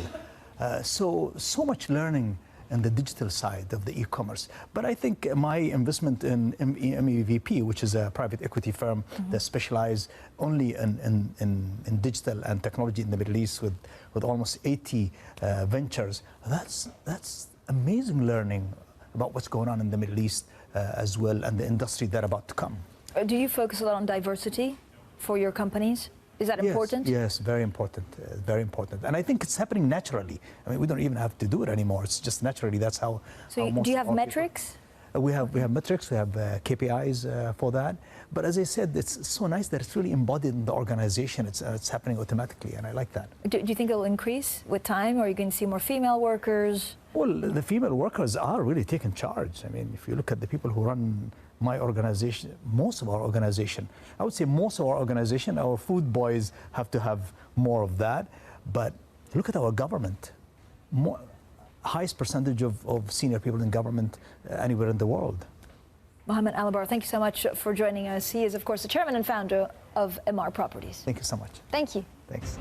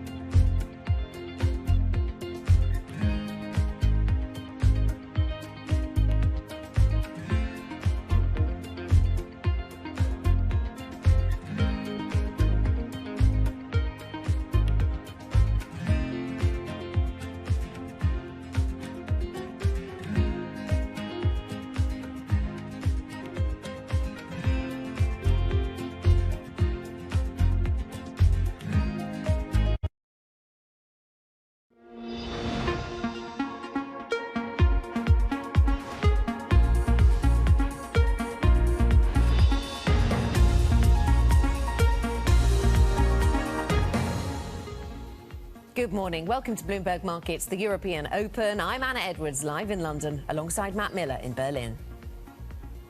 Good morning, Anna. Today the markets say no need for drama. After the DAX slid the most since June, European futures are pointing to mild gains, a little bit of a bounce, but worries over an even deeper sell-off are mounting. The cash trade is less than an hour away. Here are your top headlines from the Bloomberg terminal. Worse to come. Jerome Powell says the U.S. economy is heading into uncharted territory. Morgan Stanley warns the NASDAQ 100 could enter a bear market. Last orders, UK Prime Minister Boris Johnson is set to sound the alarm after a resurgence of COVID-19 cases in Britain. Measures could include a 10 p.m. curfew for pubs and for restaurants. Plus, blackout. HSBC orders a halt to social media posting after a leaked report linked the bank to suspect transactions. Shares slide in Hong Kong for the second day in a row. Just under an hour away, as I said, from the start of cash equity trading throughout Europe. Take a look at futures after the big fat drops that we saw yesterday in the cash trade.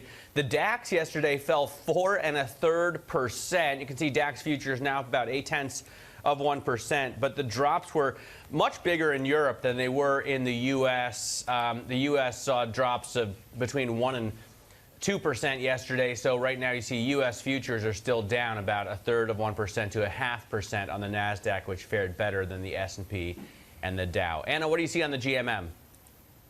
On the GMM then, Matt, let's get to it. We've got the reaction that we're getting in the European sessions, what we saw overnight in the US, rather yesterday in the US, and prior to that in Europe as well. So we do see a bit of selling. It looks quite dramatic on here, doesn't it? On the South Korean Kospi, down by 2.5% or so. A lot of the more extreme moves we're seeing are to the downside. But I would say that overall we're only down about 0.6% on the Asian Asian markets. So not such big losses as we saw yesterday in Europe, certainly not 4% off the DAX, which is what we were confronted with at the close yesterday. The sell-off in Europe so extreme versus what we ended up seeing in the United States that perhaps there is room for a little bit of a rebound here in Asia. Remember, Japan is closed, so that's something to bear in mind when it comes to liquidity in these markets. Let's just get to some breaking news on the leisure sector here in the UK. Of course, the big picture story here is the extent to which we're going to have to see restrictive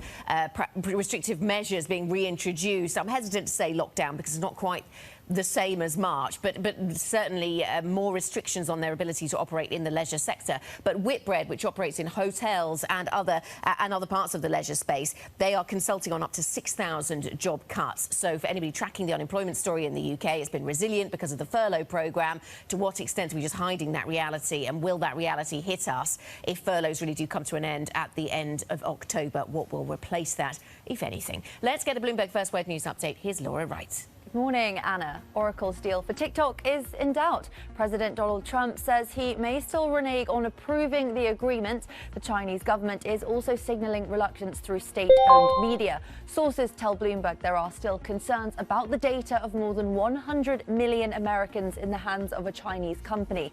President Donald Trump is moving toward nominating Amy Coney Barrett to replace the late Justice Ruth Bader Ginsburg on the Supreme Court. She is a favorite of the anti-abortion rights advocates who've been lobbying for her appointment. Barrett is currently a judge on the 7th Circuit Court of Appeals in Chicago. Apple boss Tim Cook says he's impressed by his staff's ability to work from home, predicting some new habits will remain after the pandemic. Speaking at the Atlantic Festival, Cook says he does not think Apple will return to the way things were, but hopes most staff return to the office eventually. The vast majority of us can't wait until we can be back in the office again. Hopefully that occurs sometime next year. Who knows exactly what the date may be. We've got about 10-15% of our population working today in the office. I'm in the office at different points during the week as well. Global news 24 hours a day on air and at Bloomberg Quick Take, powered by more than 2,700 journalists and analysts in more than 120 countries. This is Bloomberg. Anna, Matt.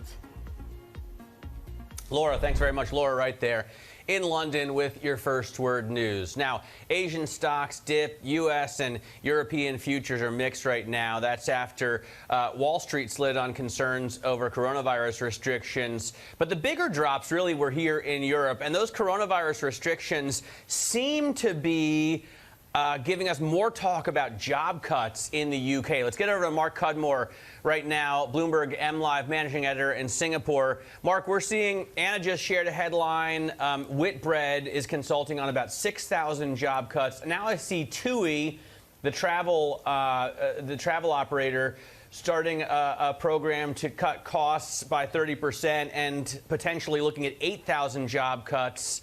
How concerning is the possibility of deeper restrictions due to increased COVID infections?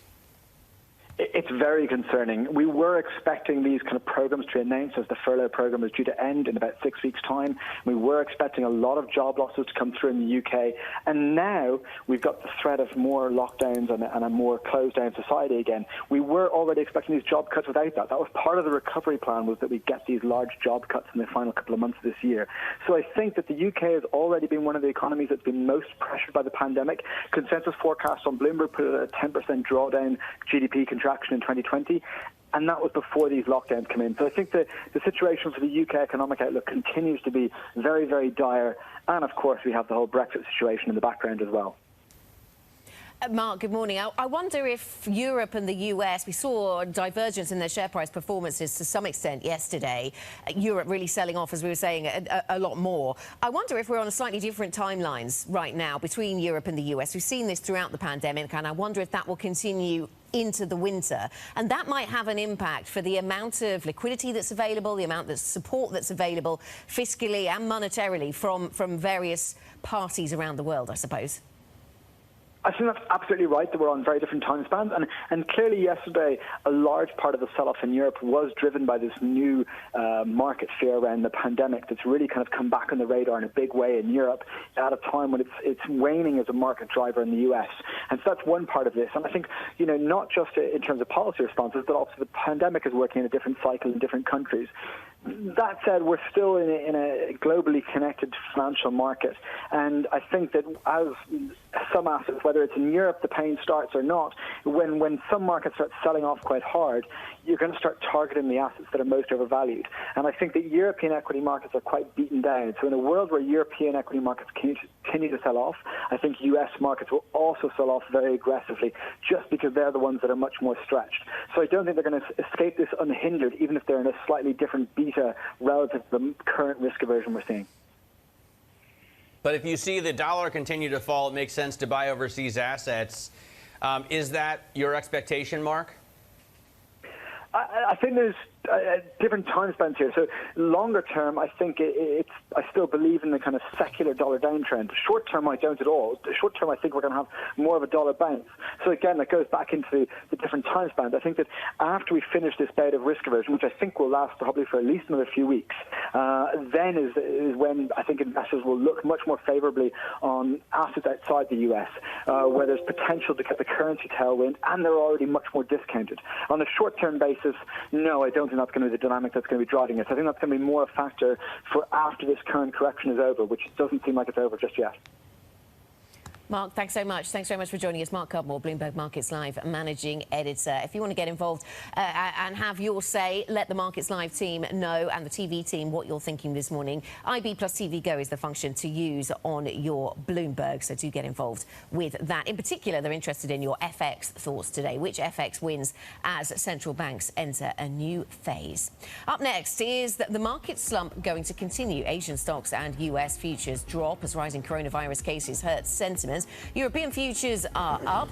We'll be looking ahead to today's market action next. This is Bloomberg.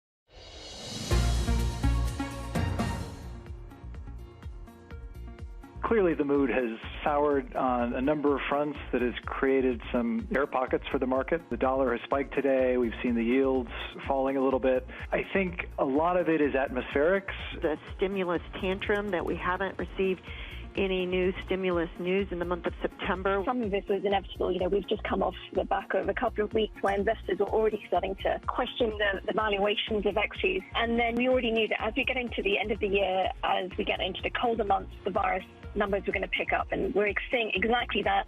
We've also got the US election approaching, so this is almost a perfect storm for a lot of volatility. It's the market's moving, the realized vol is up a lot, and I think there's concerns that this uncertainty around the election is going to stay with us for a period after the election. The first thing I'd say is I'd keep my powder dry. I do think it can go down more, but I also don't think it's the beginning of a bear market. That was a string of market operators commenting to Bloomberg as stocks slumped to a 2-month low on concern over tighter coronavirus restrictions and increased infections. We're joined now by Joanna Kirkland, CIO and Global Head of Multi-Asset Investment at Schroders. Joanna, thanks so much for joining us. Let me first ask you about your concerns. Is this market going to hit harder as we see tighter restrictions due to coronavirus infections? Well, I think some volatility was inevitable after a strong summer, and also given that not only are we heading into the winter with the potential for higher infection rates, but obviously we also have an election on the horizon with the risk of a contested election. So I think we were due a bit of a pause, and I think that's what we're seeing right now. Yeah, it's interesting. Good morning to you, Joanna. I was looking at a chart of the VIX and the VVIX, actually, this morning, and it certainly suggests that, yes, there was volatility in markets yesterday, and investors perhaps are nervous about the possibility of further lockdown measures. But this isn't March. When you look at the VIX, we're not at the levels that we saw in March. Is that important context? I think that's very important context. The way I think about it is that the coronavirus has gone from being an acute problem for the market to a chronic problem. What I mean by that is back in March, we had no framework for thinking about it. We didn't know what the reaction function of the authorities would be. If you remember, there was even a question about whether the Fed would intervene at one point. I think this time around, we do have much more clarity on how the governments are going to react. We understand the measures they're going to implement, and also the medical system is better prepared. So I think we are going to have a second wave. That has to be a central scenario. But I think we need to keep an eye on the hospitalisation rates. And for the market, it won't be as bad as it was in March. What will the biggest problems be, though? I mean, as we see these headlines cross, thousands could possibly be fired at Whitbread, 6,000. TUI's considering 8,000. Airbus says its life is in danger. Does this mean we can see consumer spending falling, retail sales falling? Yes, I mean, we've been monitoring consumer spending, and we've seen that, certainly we're not getting any kind of V-shaped recovery. And I would assume that anyone who was thinking that has now stopped thinking that. Partly we were in hibernation, and the companies are now starting to really react to the hit to their business models. And I think we are likely to see pressure on employment. We're watching those statistics very closely right now. So I think, we're in for some probably declining economic momentum over the winter. I think that we do have some challenges here. Having said that, the fact that rates are so low is quite an important underpinning for valuations in the market. Yes, and what does that do to your equities portfolio, though, Joanna? How do you position ahead of the winter? Well, we've been favouring credit in recent months, and I think that kind of opportunity, a lot of the juice has been squeezed out of that particular orange. Spreads now have snapped back. And so in order to generate return, one does need to move up the risk curve a little bit. And I think to the extent we get volatility now, we will probably see it as an opportunity to start to rebuild our exposure to risk assets. And I think that probably this is a view that's shared by a lot of investors. Do you build those risk assets outside of the UK, as it seems to be, hit harder than most by the coronavirus, lockdown restrictions expected sooner, and, JP Morgan, for example, shipping bankers out because Brexit looks like there could be no deal? Yeah, UK is a market we've avoided for a long time, and we continue to avoid it. I think that, again, talking about an anemic global economic environment, one of the challenges is that it's hard to rotate into value. And from a market's perspective, the UK is kind of representative of value as a style because of its sectoral composition. So, generally we're negative on the UK because we favour higher quality exposures, and obviously it has its own idiosyncratic challenges right now. So really there's not much reason to add back to the UK. The only thing that could be helpful, obviously, is if the sterling weakens a lot further, because sterling does act as quite an important shock absorber for the UK market and obviously boosts overseas earnings. We're just seeing a red headline crossing the Bloomberg. Joanna says the UK government tells the public to work from home if possible. I know many people, I was working from home for 6 months. I know many people have been and have not returned to the office. Is this a step change in our expectations for how the winter goes, or was this many people's base case anyway, that the financial services sector, those who were fortunate enough to be able to work from home, would do so and to make space in some senses for other people who have to go to work? Yeah, I think this was the base case for the city. All companies in the city have been talking about some form of working from home really until March, probably. So I don't think this is a surprise to city firms. Joanna, thanks very much. Stay with us. Joanna Kirkland from Schroders, thanks for joining us. Stay with us a little bit longer here on the European Market Open. 7:17 here in London. Coming up, an uncertain recovery. Fed Chair Jerome Powell has a stark message for lawmakers. The US economy has a long way to go before climbing back to pre-COVID levels. We'll discuss next. This is Bloomberg.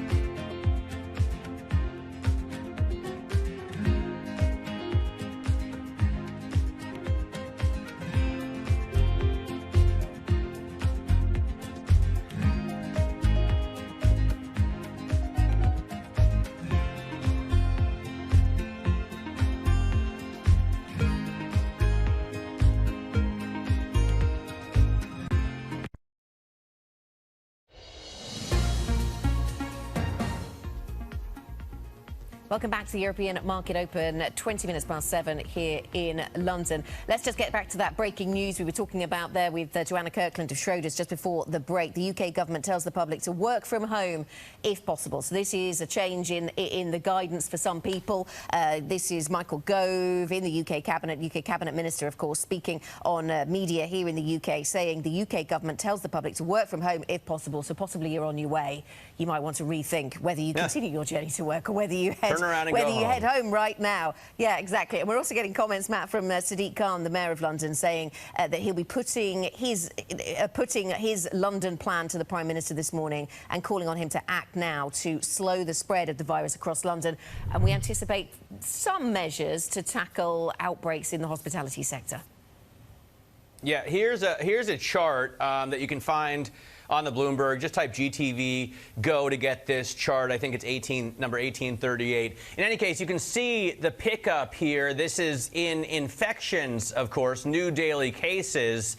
The question is, what does the fatality rate look like? And the warning that we're hearing from doctors, from scientists, is that the fatality rate, which has remained relatively low compared to the initial outbreak, could start to pick up again. And that's one of the main concerns leading to this. As you said, Sadiq Khan commenting on his plan in a tweet, and Michael Gove setting out a new government approach to the coronavirus earlier. So the government is instructing people to work from home. You know, Anna, just as you get back to the office, you've been back, what, 2 weeks now?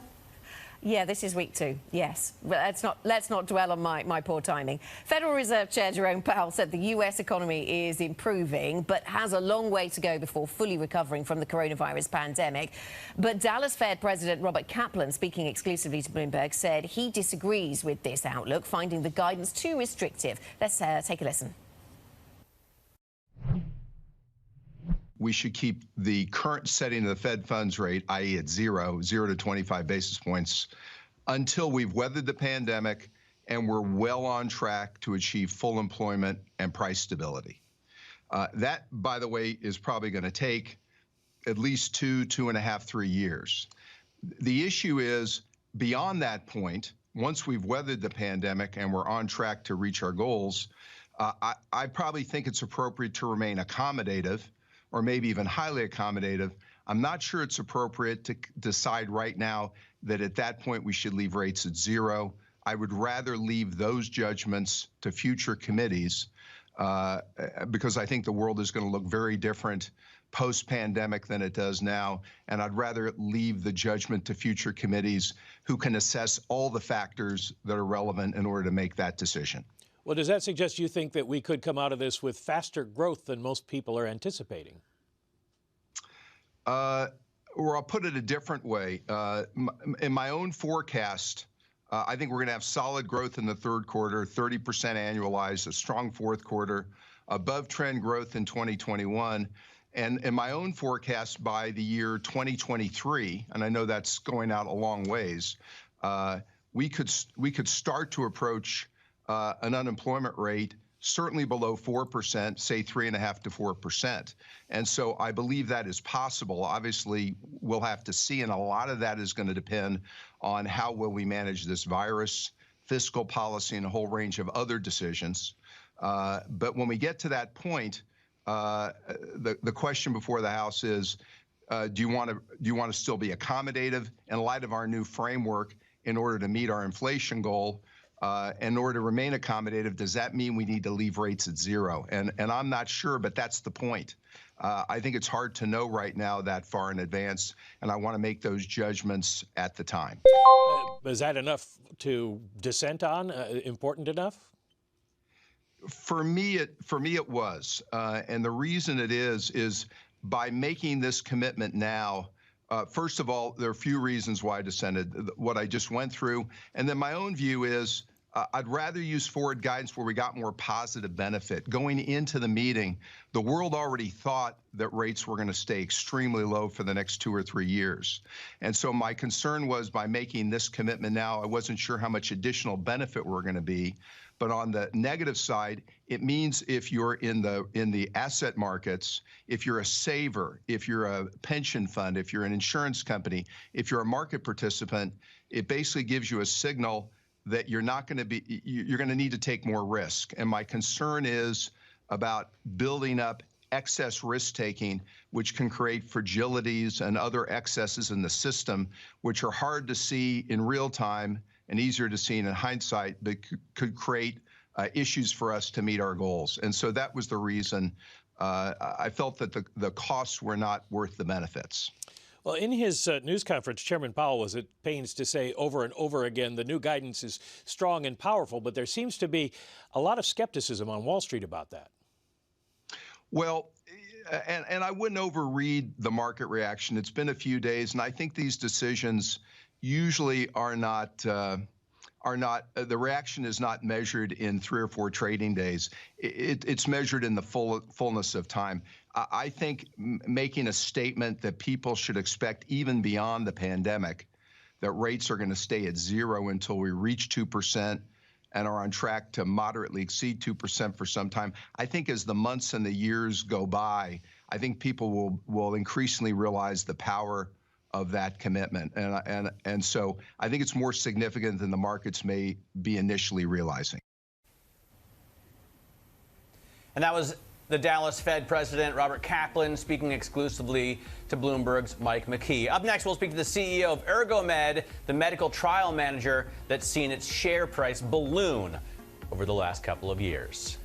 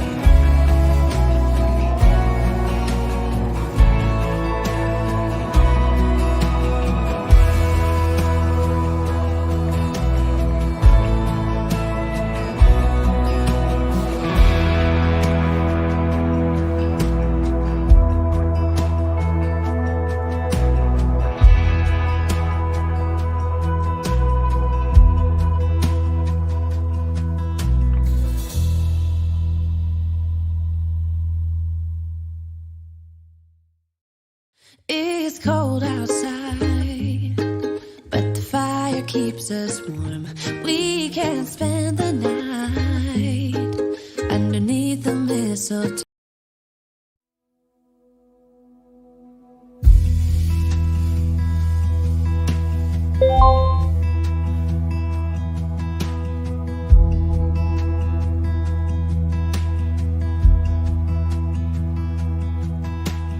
Wonder if you think about me like I think of you. Wonder if you dream the way I do. When you look at clouds, do you see faces as I do? Do you get caught by your own thoughts like I do?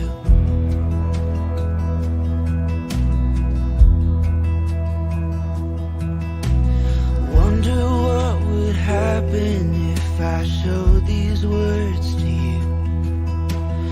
Wonder if you laugh at my simple poetry. Or even worse, would you look at me with pity in your eyes, saying I'm great, and that you would like to be my friend? 'Cause you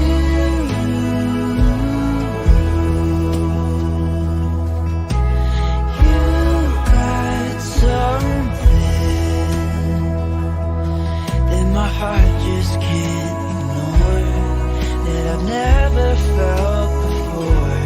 And if you go, I wanna go there with you.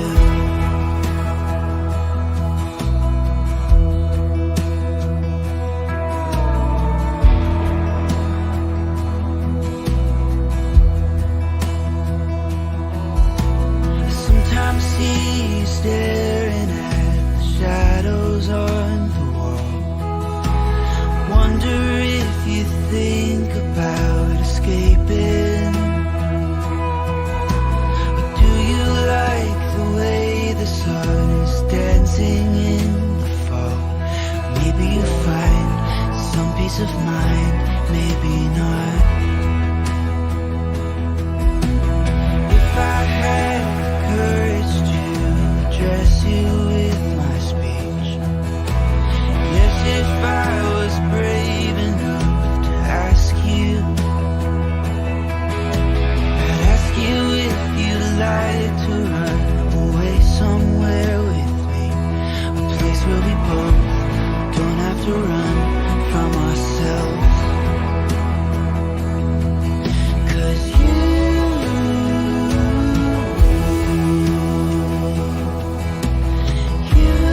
got something that my heart just can't ignore, that I've never felt before. And if you go, I wanna go there with you. Even I know we're not supposed to be as close as I wanna be, but if you go, I wanna go there with you. Yes, if you go, I wanna go there with you.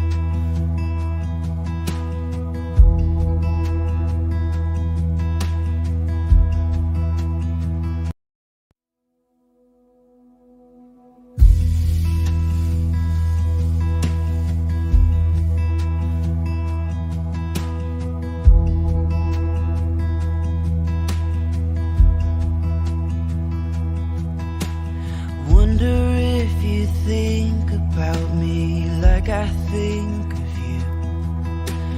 Wonder if you dream the way I do. When you look at clouds, do you see faces as I do? Do you get caught by your own thoughts like I do?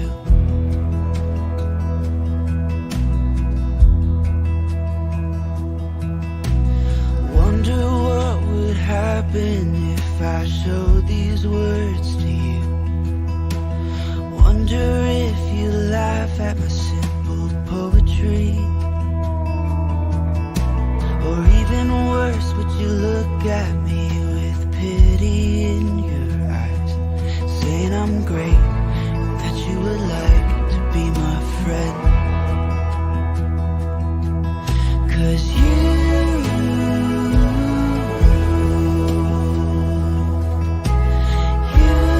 got something that my heart just can't ignore, that I've never felt before. And if you go, I wanna go there with you.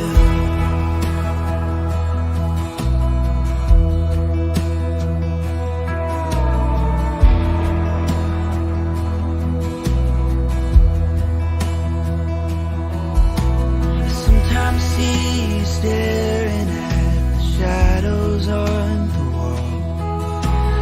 Wonder if you think about escaping. But do you like the way the sun is dancing in the fall? Maybe you find some peace of mind, maybe not. If I had courage to address you with my speech, yes, if I was brave enough to ask you, I'd ask you if you'd like to run away somewhere with me, a place where we both don't have to run from ourselves. 'Cause you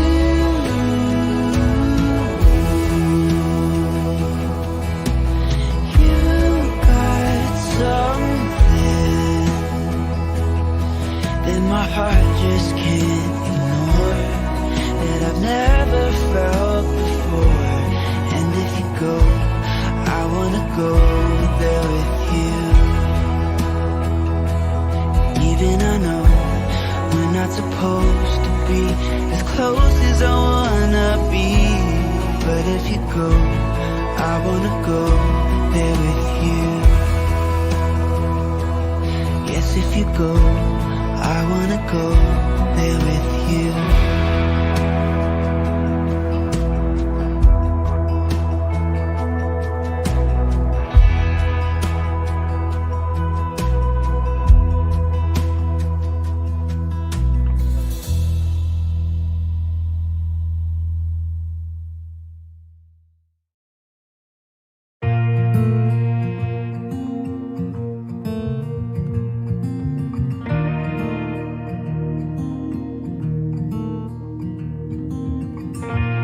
I've never felt like this. What are you doing to me?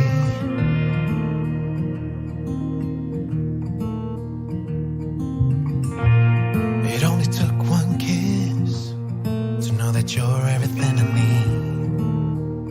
Everything I need. So tell me now, because I just have to know. Do I make you wanna run away with me?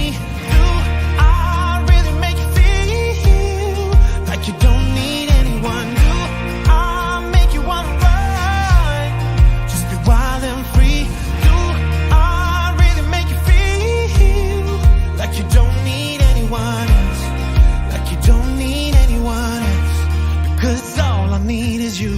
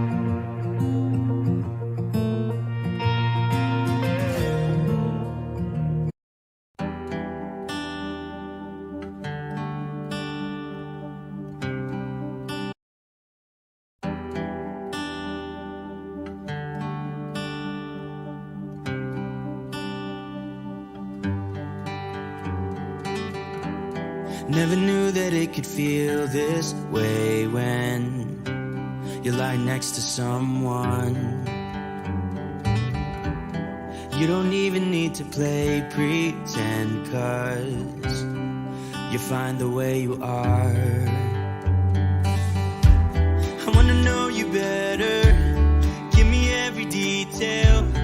I won't judge you, as you know.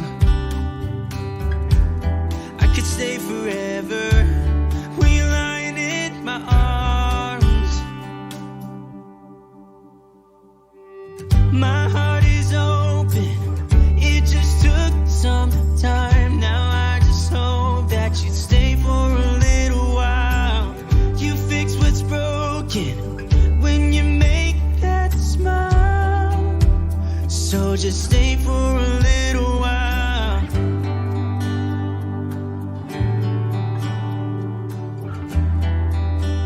So just stay for a little while.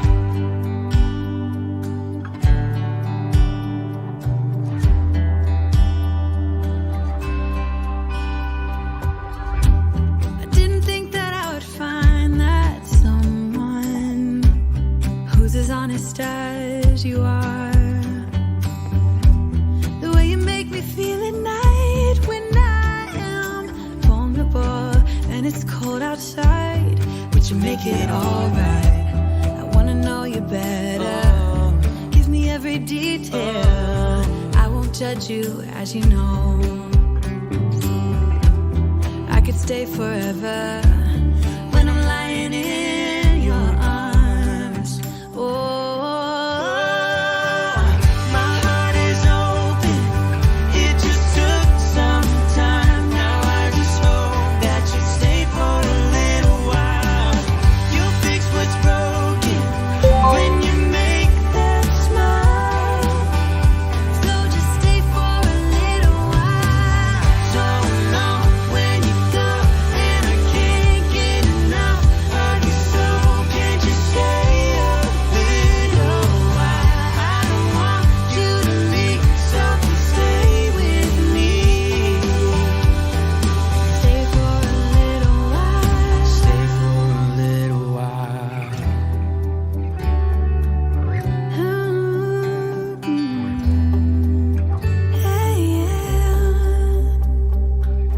My heart is open, it just took some time. Now I just hope that you stay for a little while.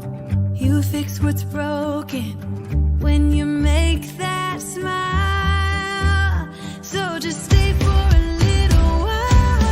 My heart is open, it just took some time. Now I just hope that you stay for a little while.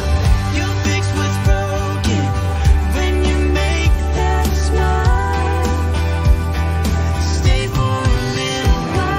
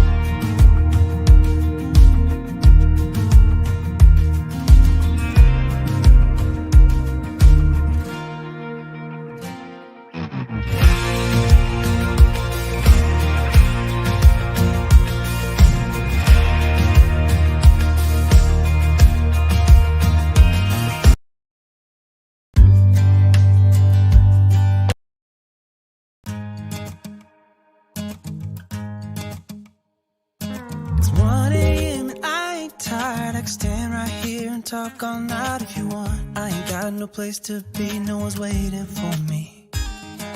I won't lie, I'm into you. Got like a million ideas what we could do. Cause I'm not gonna let you slip away, I won't waste this. There's something about the way you fix your eyes on me. I can't help myself, fall in love, I go crazy. What you wanna do now? Should we head back to my place? When you give me that smile, I think my heart's turning up the pace. I don't care about what we do if I get to be with you. What you wanna do now? What's to be afraid of when we're young, stupid, and in love? When you talk or listen close, there's just something about your voice. I think that every word you say to me is like poetry. I just want you for my own. It's really easy to tell that you're the best girl I've ever known. I'm not gonna waste this. What you wanna do now? Should we head back to my place? When you give me that smile, I think my heart's turning up the pace. I don't care about what we do if I get to be with you. What you wanna do now? What's to be afraid of when we're young, stupid, and in love?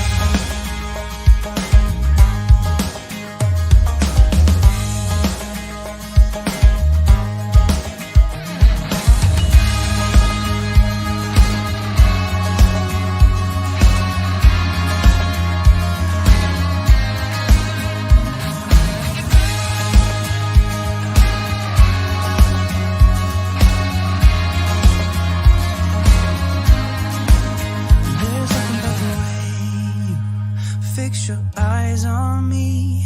I can't help myself, fall in love, I go crazy. What you wanna do now? Should we head back to my place? When you give me that smile, I think my heart's turning up the pace. I don't care about what we do if I get to be with you. What you wanna do now? What's to be afraid of when we're young, stupid, and in love?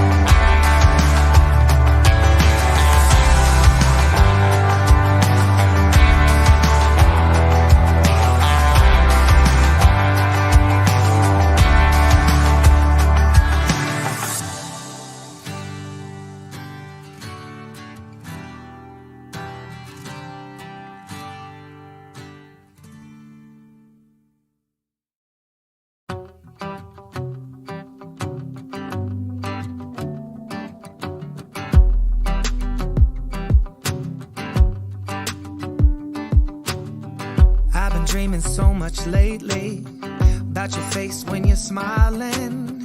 It's the only thing that saves me. Hey, I don't know if I told you that I think you're beautiful, and how I can't wait to hold you. Yeah, you pull me up when I'm falling down, and I don't know what I would do without you. Yeah, you pull me up when I'm falling down. Hey, now look into my eyes. You can use them as a mirror, baby. You're my ticket to paradise. Hey, now everything's alright. We've been longing for each other, and it feels like I'm on cloud nine.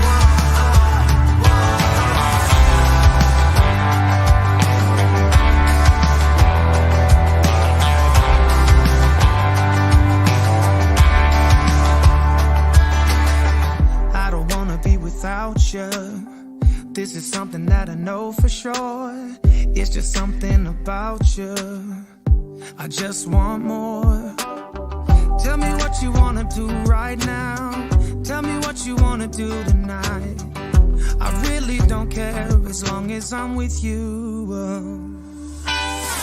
Hey, now look into my eyes. You can use them as a mirror, baby. You're my ticket to paradise. Hey, now everything's alright. We've been longing for each other, and it feels like I'm on cloud nine.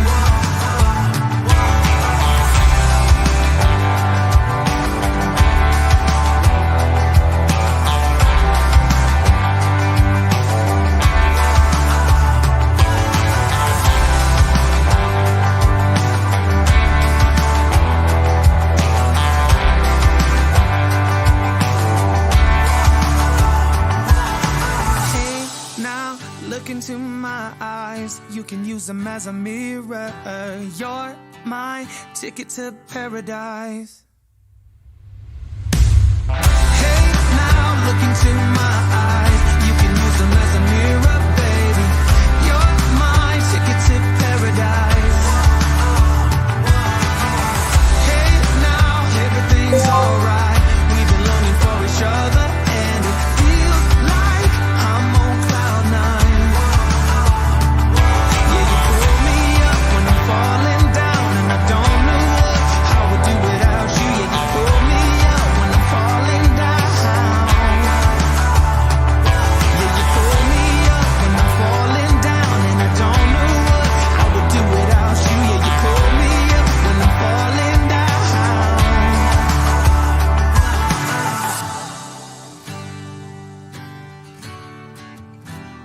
Yeah, it feels like I'm on cloud nine.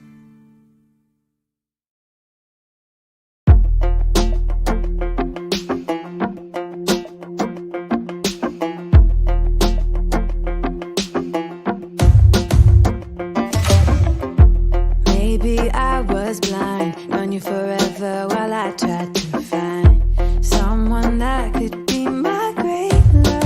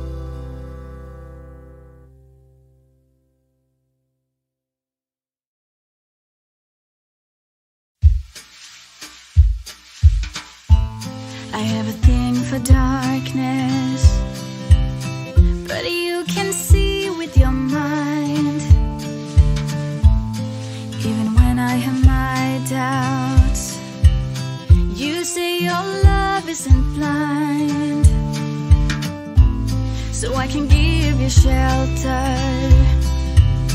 but am I a part of your goals? Maybe none of it matters, 'cause I don't want to let go. I never meant to break a promise, I never meant to run away,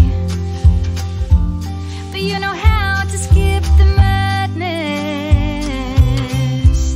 and I can only press replay. Whatever you see in me,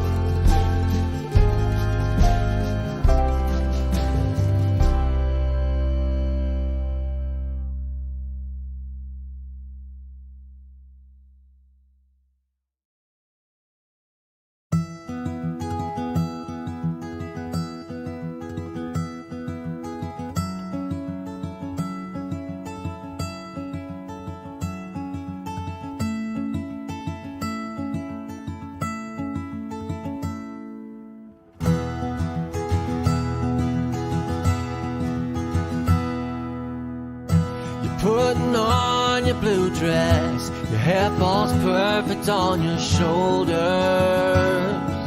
I've noticed how we both have gotten older. And I can see that lonely place, looking at your weary face. We used to laugh at everything, remember all the games we played. I remember them like they were yesterday. You used to be my Valentine, no, I'm not even sure you're mine.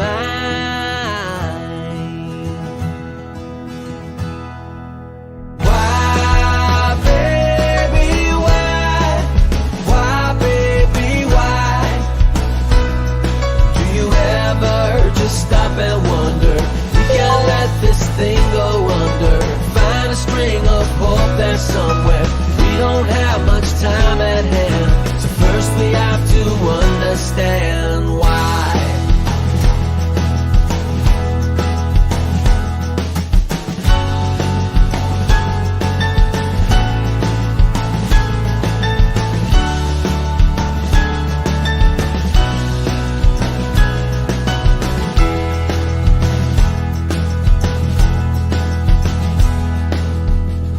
So this is where we end, where we ended up at last. I know that we can never change the past.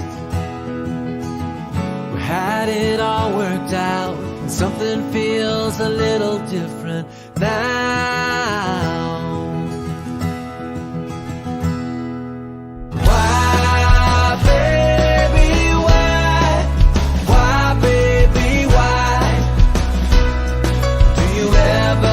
Stop and wonder, we can't let this thing go under. Find a string of hope there somewhere. We don't have much time at hand, so first we have to understand why.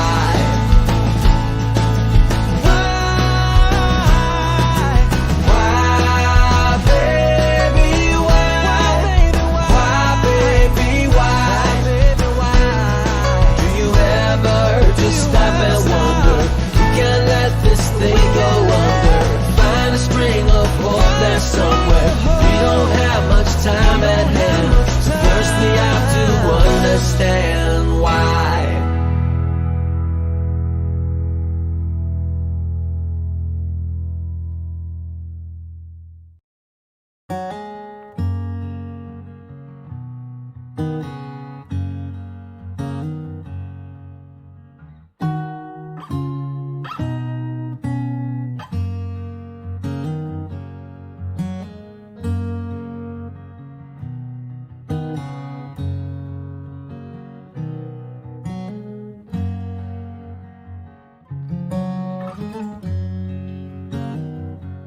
If I'm lost along the way, if I wander off onto a different trail, will you forgive me if I fail when I'm lost and derailed?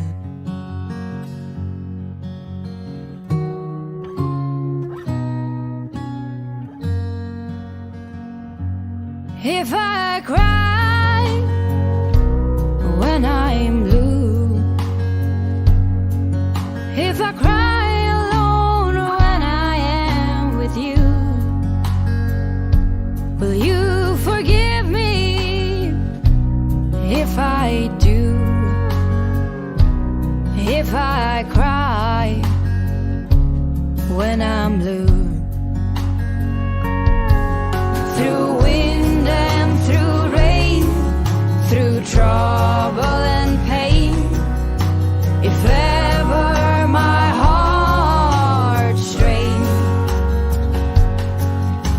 will you pull me through like you always do when I am calling your name?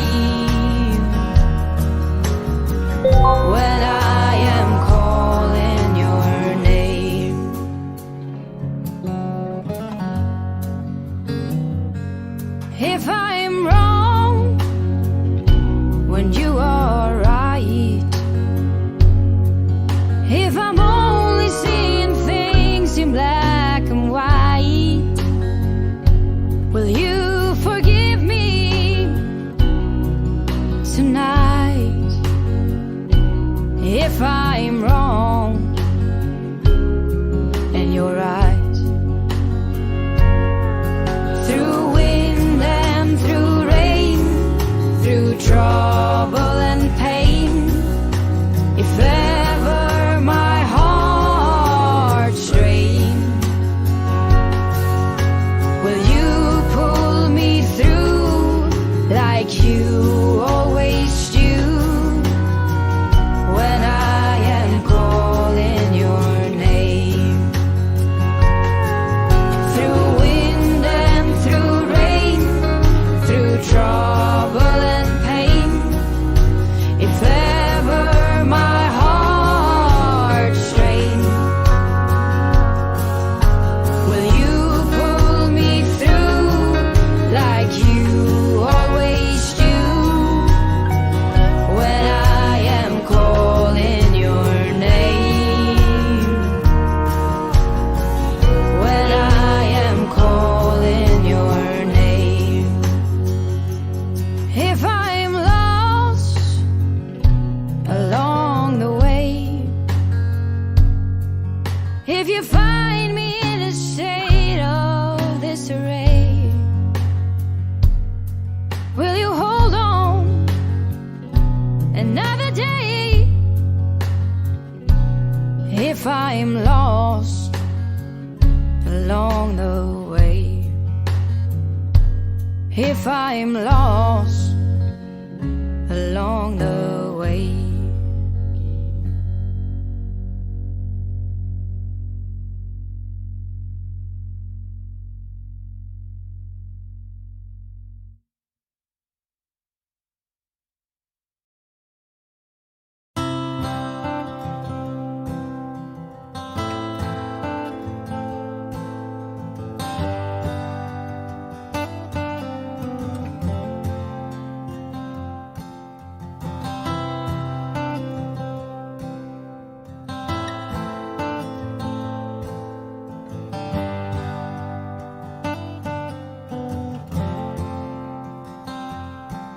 I'm not hiding anything.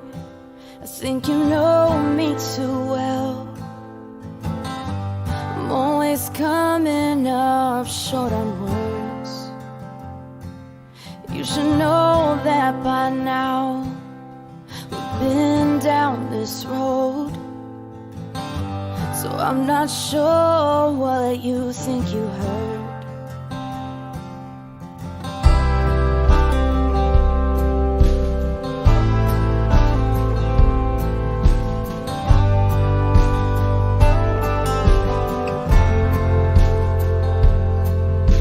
Just give me a chance.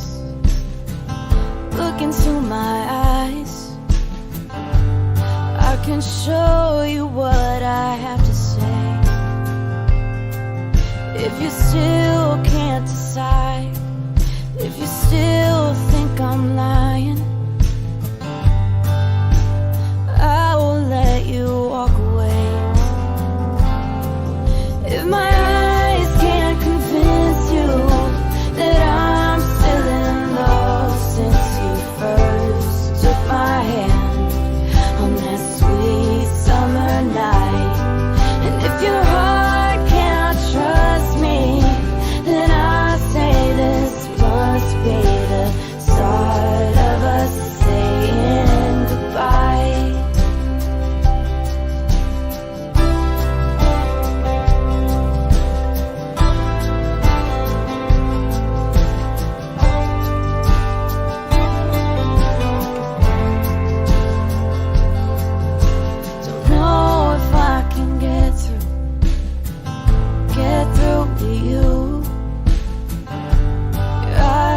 Wandering away.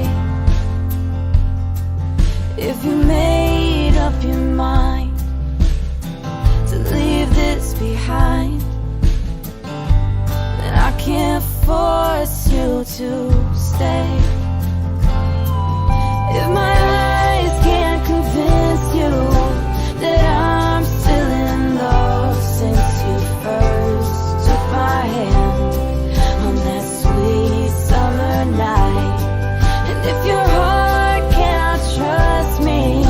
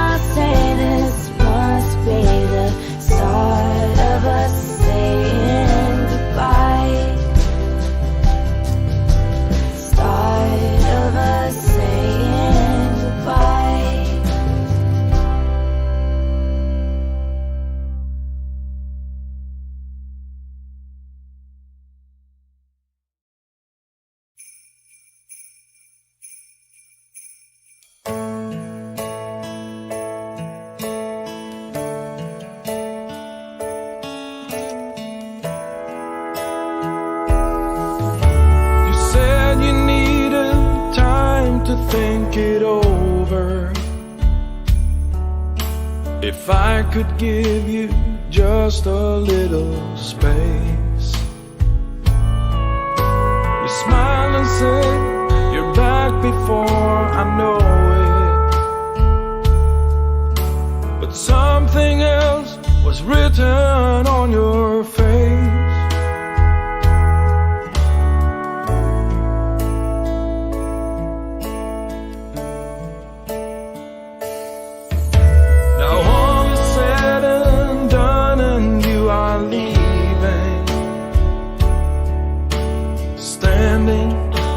Suitcase in your hand.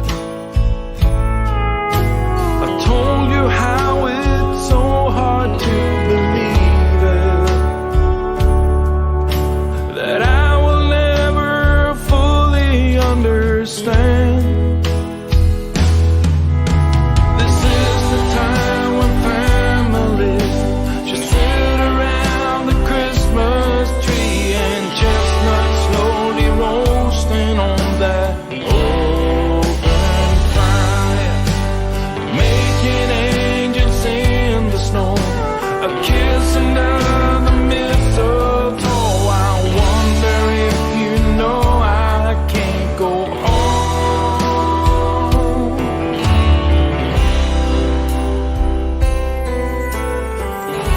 another Christmas with you gone.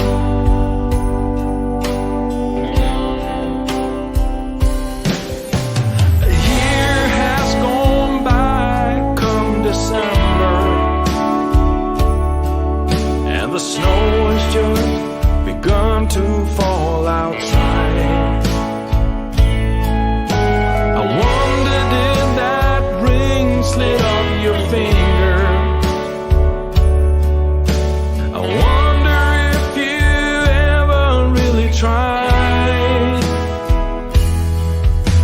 This is the time when families should sit around the Christmas tree and chestnuts slowly roasting on that open.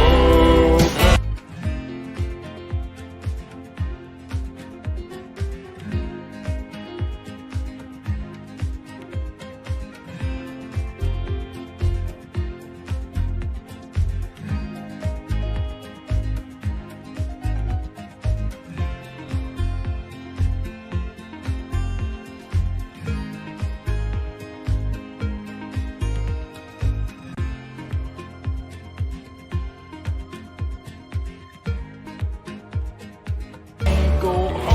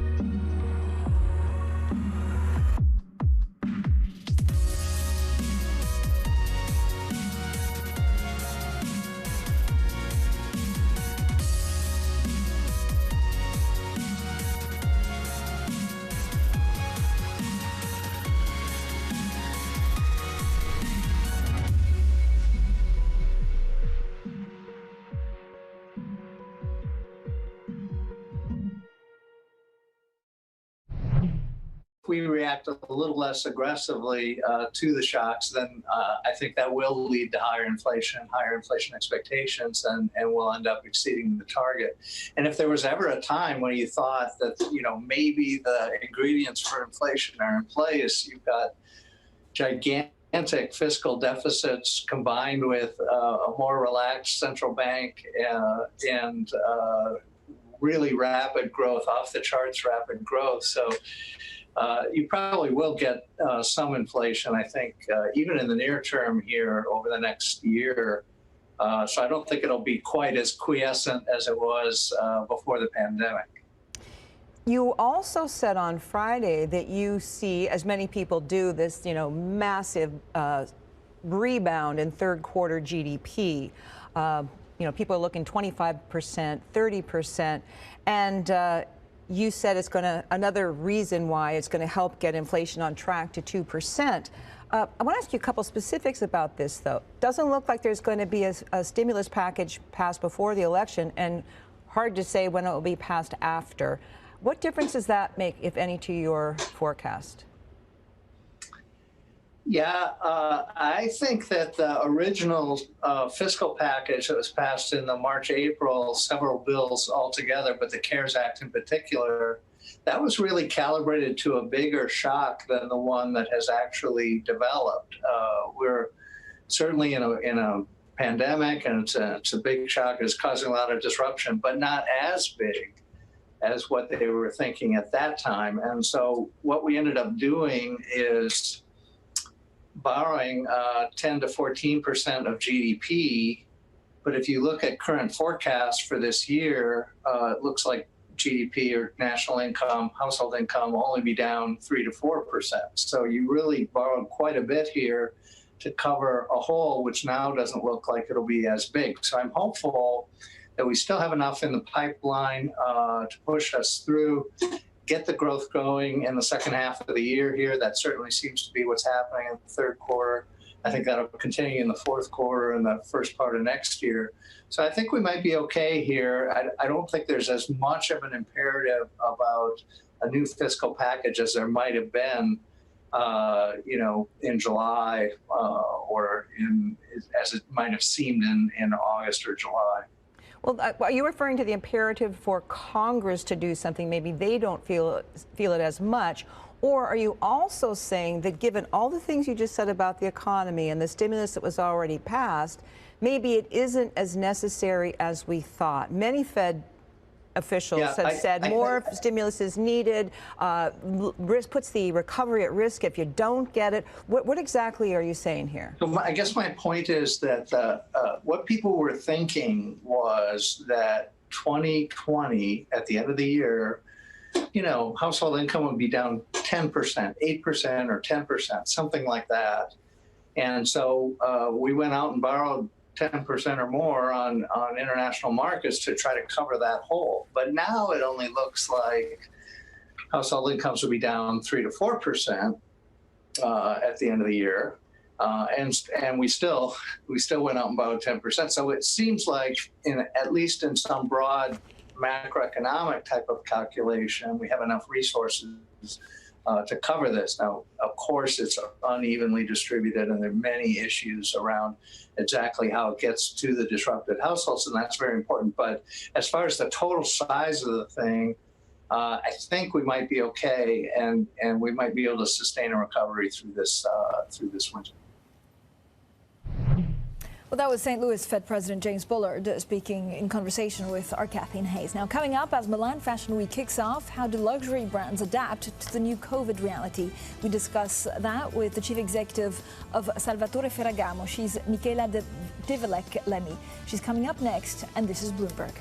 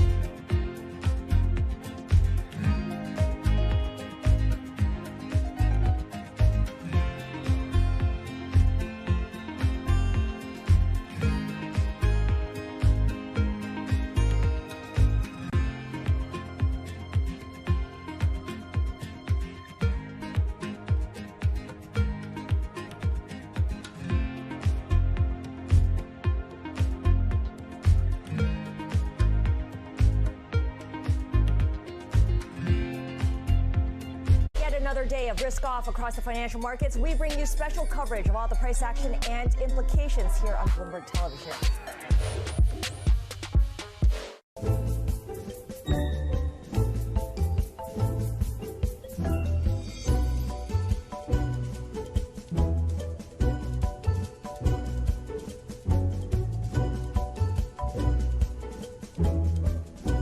I was actually poor. No foreplay?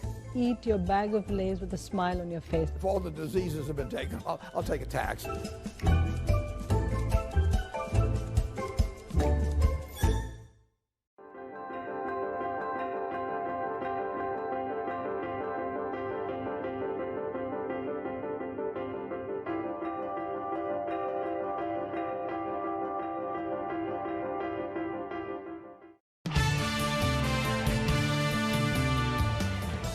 Economics, finance, politics. This is Bloomberg Surveillance. I'm Francine Lacqua here in London. Let's get straight to the Bloomberg First Word News. Here's Leanne Gerrans. Hi, Leanne. Hi, Francine.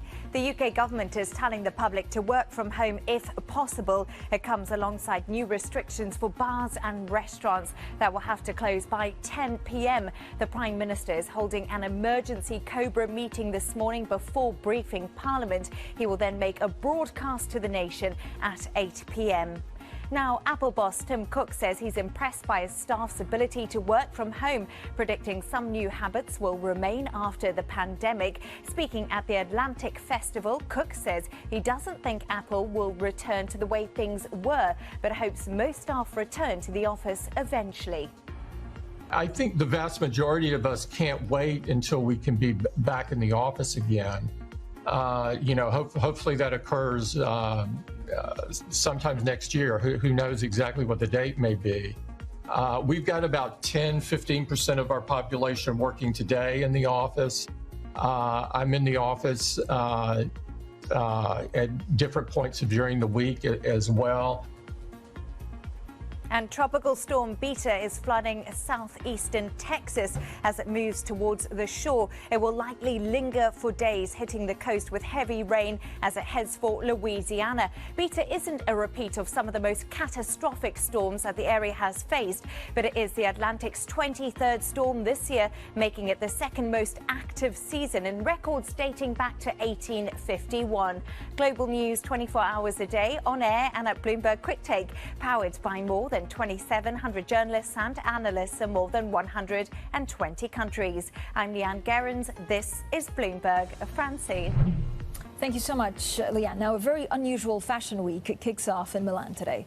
With COVID infections on the rise, the big fashion houses are having an unprecedented show season as they try to blend physical and online offerings. Italian silk and leather specialist Salvatore Ferragamo is one of the brands that will be hosting physical shows in front of reduced audiences in Milan this week. Well, we're very pleased to be joined by Michela De Velec, Chief Executive Officer of Salvatore Ferragamo. Thank you so much, Michela, for joining us. When you look at some of the differences that we've seen because of the lockdown, how much, Michela, of revenue have you been able to do in China?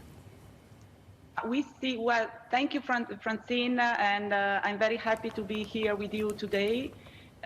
We see that China is progressively picking up since the recovery and the restart of the lockdown, and we can easily talk about the revenge spending happening in China, also thanks to the repatriation of a significant part of the consumption which used to happen outside China. But having said that, it is true as well that in Asia, the most local customer-based market are as well picking up and performing pretty significantly after the COVID lockdown. How do you expect Ferragamo, Michela, to change because of the lockdown? Are you going to sell much more online? Are you going to be selling or closing shops, in airports? How will it change in the next 2 to 3 years? But I think that all in all, we can say that the situation has already started to change our way of working. So since the start of the pandemic, we try to be as much as possible focused on the key activities that we needed to run in person, trying on the other side to divert the activities that we could have run also remotely. So we have been able, even during the lockdown, to run and to complete an entire collection with the passion of all the design team as much as the development team in trying to work remotely and to work putting the creativity at the service of the brand. All in all, I think, and what we see now is that there is a diversification of the purchase experience, and the consumer are more and more willing to buy safely in a way, but also to give a meaning to their purchases. So we see that there is a reduced number of visits to the store, but we try to be in contact with the customer on a daily basis. I would say not exactly daily, but to keep an engagement with the customer in order to be able also to serve them remotely, which means, of course, the usage of the online, but also new way of engaging through omnichannel activities and capabilities with our customer in the way and in the place they feel more safe. Of course, the channel which is suffering the most at this stage is travel retail, as you rightly pointed out, which is heavily affected by the lack of touristic flow. This is something that we are monitoring and we are addressing. We need also to try to understand in this volatile market if and when the situation will be able to come back to normal and what will be the new normal in order to set the appropriate setup for the company to address the need of our customers in the proper way for the long run. Michela, I mean, given everything that you've explained, what new opportunities do you see in China, for example? So I know I think you're launching a new e-commerce site in China. You're also very big in Korea. So does it mean that you will focus more on those strong markets, and will it lead to more collaboration? For sure, we will focus very much on this market, particularly on China, which is one of the leading markets and is expected to grow a lot in the coming years. We launched our new e-commerce platform as much as we are trying to take advantage of the entire digital ecosystem in China. So a few weeks ago, we launched also our marketplace on Tmall, as much as we are using all the new channels which are in a way the creature of the Chinese market, like the live streaming, which is a new way of communicating with customer and engaging customer in a remote way. So I believe that the roadmap will be longer, and we need really to be vigilant and to see what will be the new challenge, a new way of engaging with customer going forward. As much as Korea is concerned, Korea is a strong market, very localized, so the customer base is mainly Korean, and as said, all the markets where the local customer base is strong are the one in which we want to invest, as much as we need to develop a local customer base in the markets where we have been more dependent on touristic flow, like Europe. So in each market, we will see what the digital ecosystem will mean. So for Korea, we just launched the neighbor platform, as much as in Japan, we will develop Line, which means that the number of touch points we have to engage will increase very fast in the coming month, as much as we already made a lot of effort in order to accelerate this development in which we know that some of the competitors are ahead of us.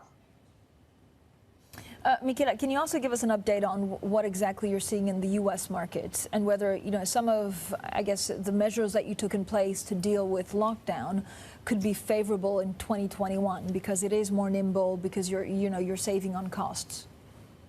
Yeah, so the U.S. is a market which is pretty much unique. I can say that it's a mature market, but it's also a market from which we need to learn a lot, because we see that there are new tendencies coming out now that we need to take into consideration. So after the lockdown, we saw, and after all the protests and the unrest that happened in the U.S., we saw that the customer base that is currently walking in our store is much younger than before. So in that respect, we will probably need to adapt the way of communicating and dealing with this kind of customer segment, as much as leveraging on the current traffic walking in our store in order to build up a new layer of customer going forward. What is really interesting as far as the US is concerned is that we assist to a polarization of the purchases from the customer. So as much as we see that we are able now to sell entry price items which are pretty much appealing to a customer who is attracted by the brand and is at the first experience with the brand, we are selling also high price point items. So as much as precious skin. So this is something which is pretty much interesting and which is telling us that the kind of consumer behavior in this moment is very much connected to the meaning which may be associated with the shopping.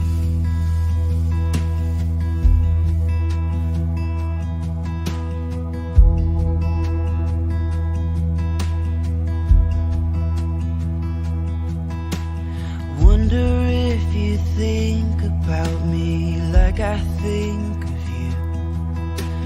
Wonder if you dream the way I do. When you look at clouds, do you see faces as I do? Do you get caught by your own thoughts like I do?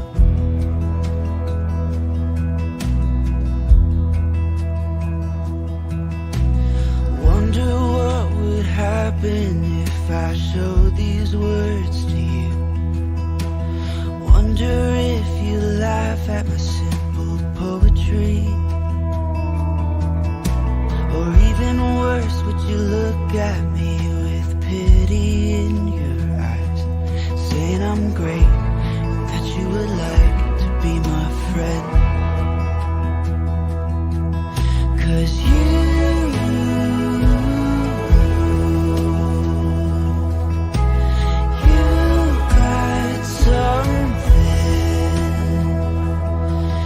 my heart just can't ignore, that I've never felt before. And if you go, I wanna go there with you.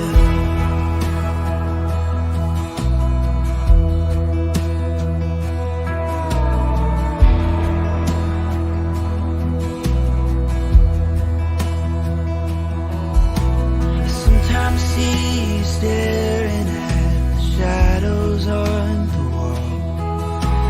Wonder if you think about escaping. Or do you like the way the sun is dancing in the fall? Maybe you find some peace of mind, maybe not. If I had courage to address you with my speech, yes, if I was brave enough to ask you,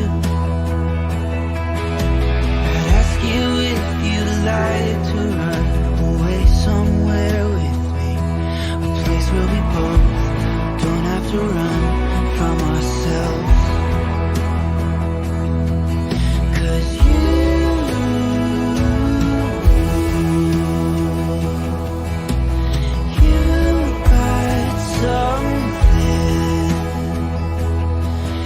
my heart just can't ignore, that I've never felt before. And if you go, I wanna go there with you. Even I know we're not supposed to be as close as I wanna be, but if you go, I wanna go there with you. Yes, if you go, I wanna go there with you.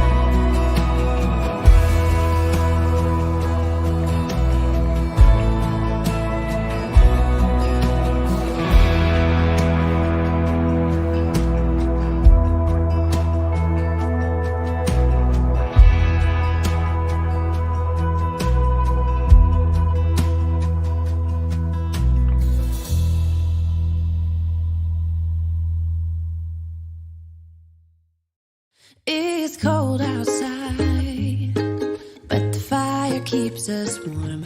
We can spend the night underneath the mistletoe. And I've gotten you a present that I put under the tree. Tomorrow it is Christmas, the first for you and me. The snow is falling down and the storm is on its way. But as long as you're around, everything will be okay.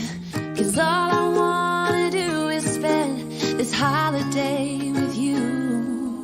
Tomorrow it is Christmas, the first for me and you. I longed for this moment to have you for myself in a cabin out of nowhere, just us and no one else. I've decorated everything to be perfect for this week. Tomorrow it is Christmas, the first for you and me. Another year went by, but the difference this time is that ever since July, I've been happier than I have ever been. It's safe to say that my love for you is true. Tomorrow it is Christmas, the first for me and you. I longed for this moment to have you for myself in a cabin out of nowhere, just us and no one else. I've decorated everything to be perfect for this week. Tomorrow it is Christmas, the first for you and me.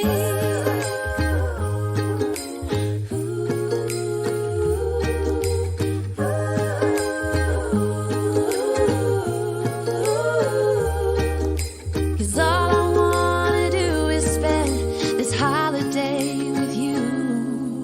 Tomorrow it is Christmas, the first for me and you. I longed for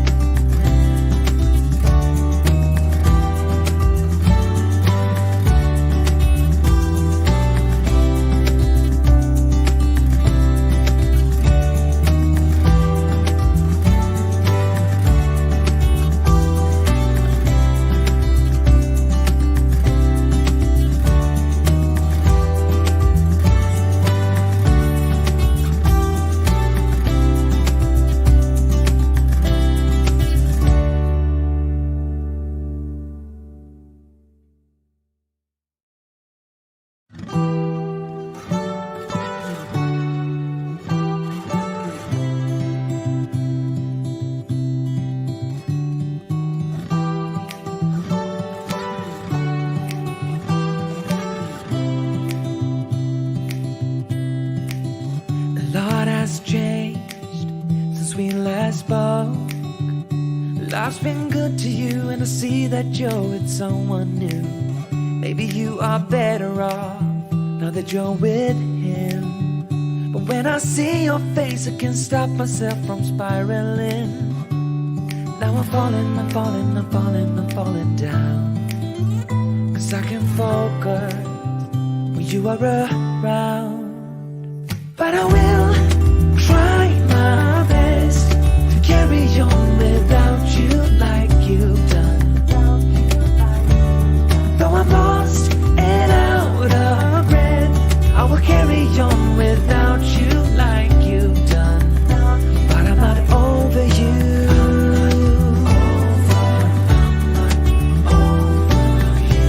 I'm not over, not over you. I'm not over you.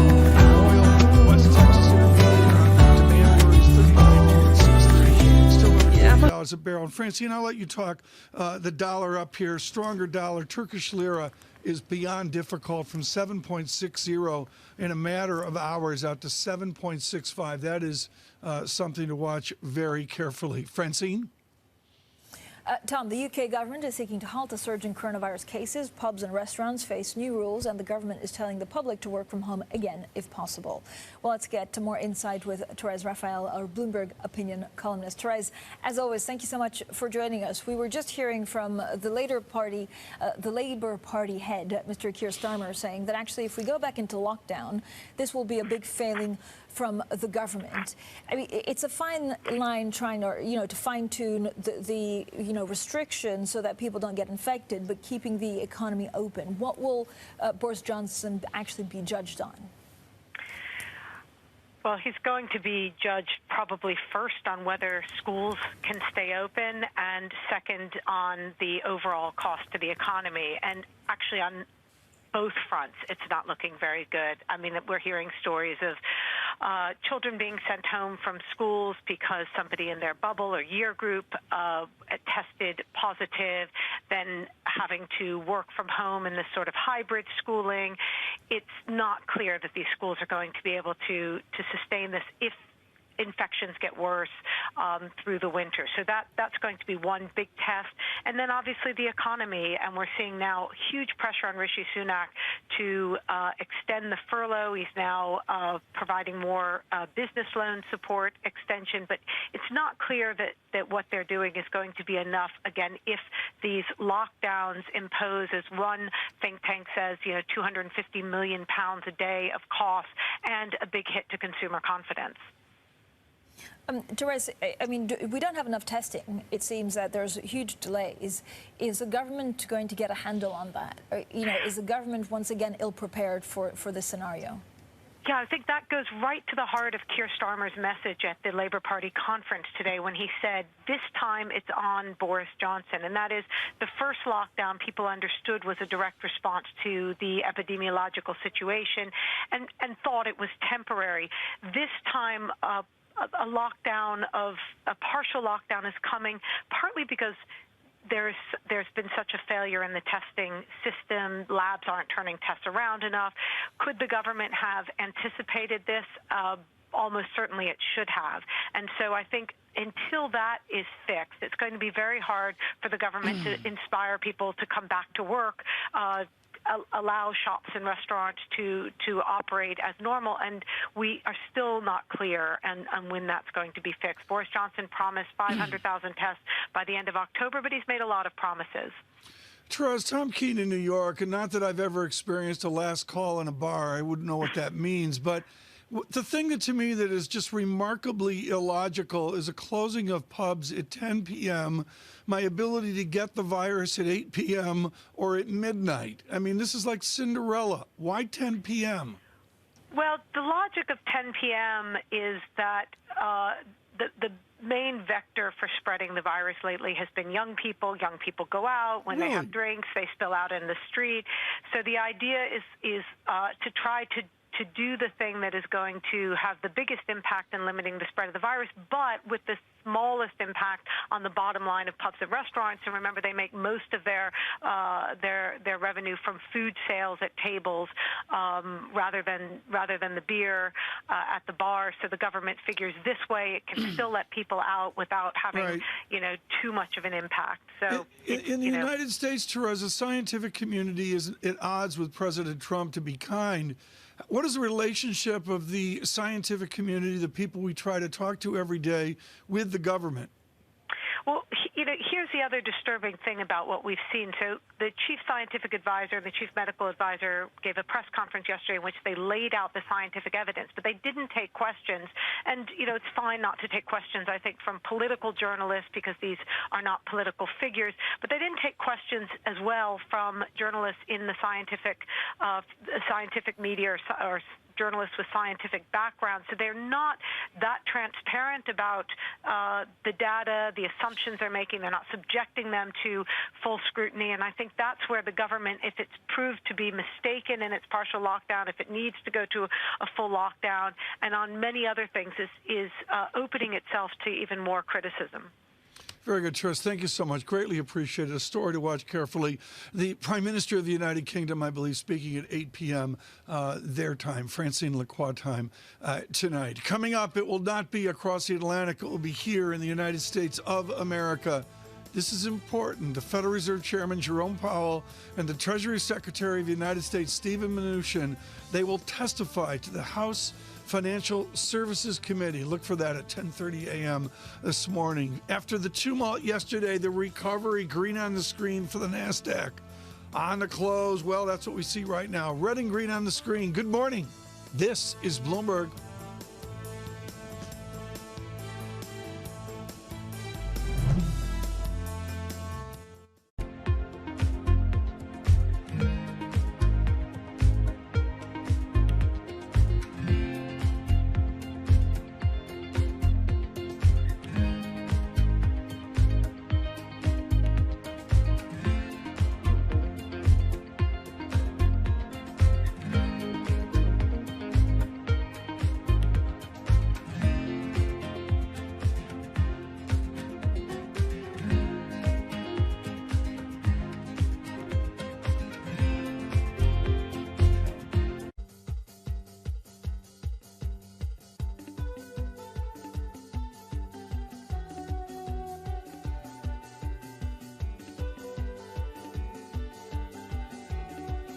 This is Bloomberg Best, your weekly review of the most important business news, analysis, and interviews from Bloomberg Television around the world. Ken Burns, welcome to Bloomberg Big Decisions. We have always been a mixture of things.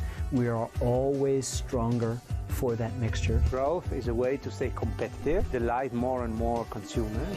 Welcome to the Best of Bloomberg Technology. I'm Emily Shea. They've moved the needle by acknowledging that they have to monitor the content. What is one word of advice you'll take with you? Learn how to listen. And that is certainly something that has served me well. Ankiti, where do you go from here? It's a huge market. It's a huge opportunity. I want to go 100x from here. Our philosophy is to partner where we can and stand apart when we should. When everything around us, including the way we work and live, has been interrupted, uninterrupted service is peace of mind. Kimmy from customer support is responding to a 500% increase in daily call volume, no matter what. We keep on, so you can keep on.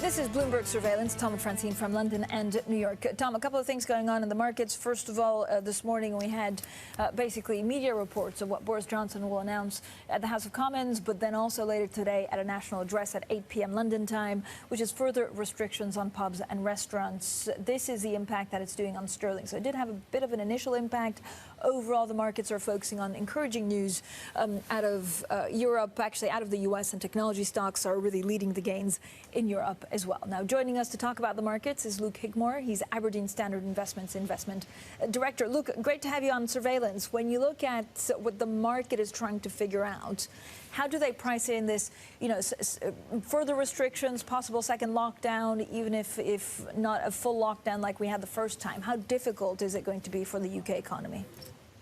Really tough. I think you saw the market trying to react to this yesterday with a lot of the leisure stocks getting hit pretty hard, whether that was a Whitbread or a Cineworld or consumer-related areas of the market. It was a tough day, and some of that's kind of getting unwound this morning as maybe we're thinking it through a little bit more that, if we shut the pubs at 10 o'clock at night, they're still open for most of the day, and other restrictions, we're yet to see how bad it gets. Some of the stuff I've seen from the Scottish government suggests it could actually be pretty harsh, but very short in terms of its time, which I think we can probably get over pretty quickly. So, maybe this short, sharp hit to risk assets in the UK could also be short, reflecting the short time scale with the lockdown. Luke, how much more, pressure are we going to see on pound, given the restrictions of movement, given the closures of pubs at 10 p.m. and given Brexit that's looming? Yeah, everything's kind of hitting the pound over the last month, isn't it? So, I mean, Brexit was blamed for a lot of it, but I think actually it may well be more to do with Bailey's comments this morning about negative interest rates. If they're backing off from negative interest rates in the short term, we could see the pound recover some of its poise over the next few weeks. Those Brexit headlines have been with us for 4 years. None of this could be a surprise, and yet the currency does seem to get the heavy lifting for it. 15th, 16th of October, next important dates for us in Brexit, so we may just get a little bit of a pause in Brexit impact for the pound, and this focus on what the Bank of England going to do could overweigh that, I think. Luke, thank you so much for being with us. Tom Keene at New York. I want to talk about Tina, about there is no alternative. There is speculation yesterday that the big pop that we saw in tech was led by Apple, and perhaps, just perhaps, folks, they stepping in on share buybacks. There is no alternative for the bullish case? Is it nothing more than use of cash? And on any pullback, we are going to see companies deploy to buy back shares? I think it's really difficult for investors to do much other than think about credit, think about equity. If you want to get any positive returns, what else can you do? And it may be that companies don't just buy back shares, they buy back debt. If they've borrowed in the spring this year to get their liquidity up because suddenly economies stop, but actually they didn't need as much, we're starting to see that happen. AB InBev have done it recently, for example, and some of the other big issuers around the world have been there too. So it may not just be equity that benefits from that buyback activity that we're going to see over the next 4 to 5 months. But, if this second wave proves to be really bad, all that could stop as well. It's interesting. Apple has a debt weight, rather, of 8%, which is remarkable. Luke, if that's the case, do you fundamentally have a bullish stance at Aberdeen Standard? How do you adapt your portfolios to the great buyback? From a credit perspective, we've definitely got a bullish stance at the moment. That Tina, there is no alternative, really applies to investment-grade credit. I see a lot of buyers around, whether those are central banks or investors or companies themselves. From an equity perspective, I think it still remains difficult. Some of the big areas of the market outside tech are still struggling. I mean, the banks in the last few days have been a storyboard for that. And lower interest rates don't do them any favors at all from an earnings perspective.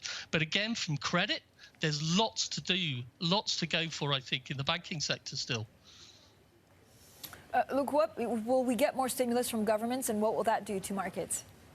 Yeah, I think we will. I think the Bank of England were kind of implying that a little bit this morning. Well, Bailey was implying a little bit. The 10 billion he's done in buying credit so far, I think he will do that again. He's reached his limit. I think when we get into November, as a way of avoiding going there with negative interest rates right now, I think he increases his credit buying program again in November. The ECB have picked up the pace again as we've kind of gone into September and markets are reopened. And the Fed, again, you know, part of this, maybe this average inflation targeting may well be having to step up even more corporate bond buying than the large amounts they've done already. Thank you so much. Luke Hickmore there of Aberdeen Standard Investments. He stays with us. Now, coming up on Wednesday, an exclusive conversation with the Federal Reserve Vice Chairman, Richard Clarida. That interview, 8 a.m. in New York. That's 1 p.m. in London. And this is Bloomberg.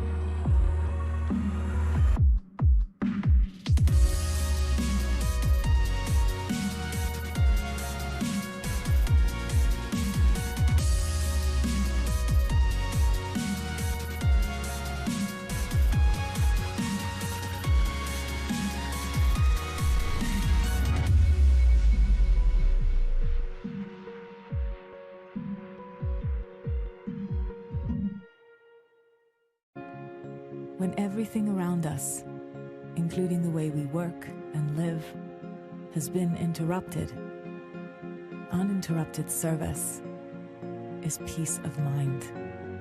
Juzi from customer support is responding to a 500% increase in daily call volume, no matter what. We keep on, so you can keep on.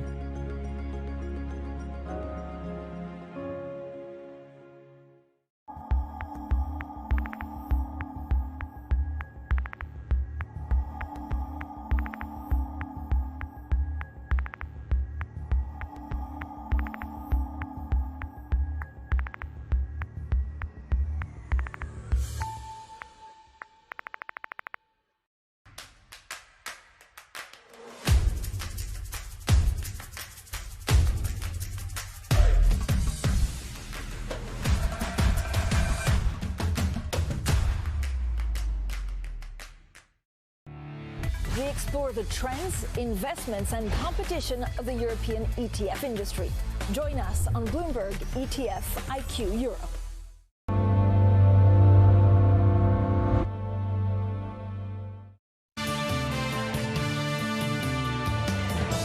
Bloomberg Surveillance. Good morning, everyone. Francine Lacroix in London. I'm Tom Keene in New York. We're waiting a speech by the Prime Minister tonight on a shutdown versus a lockdown. Francine, what's the difference between a shutdown and a lockdown?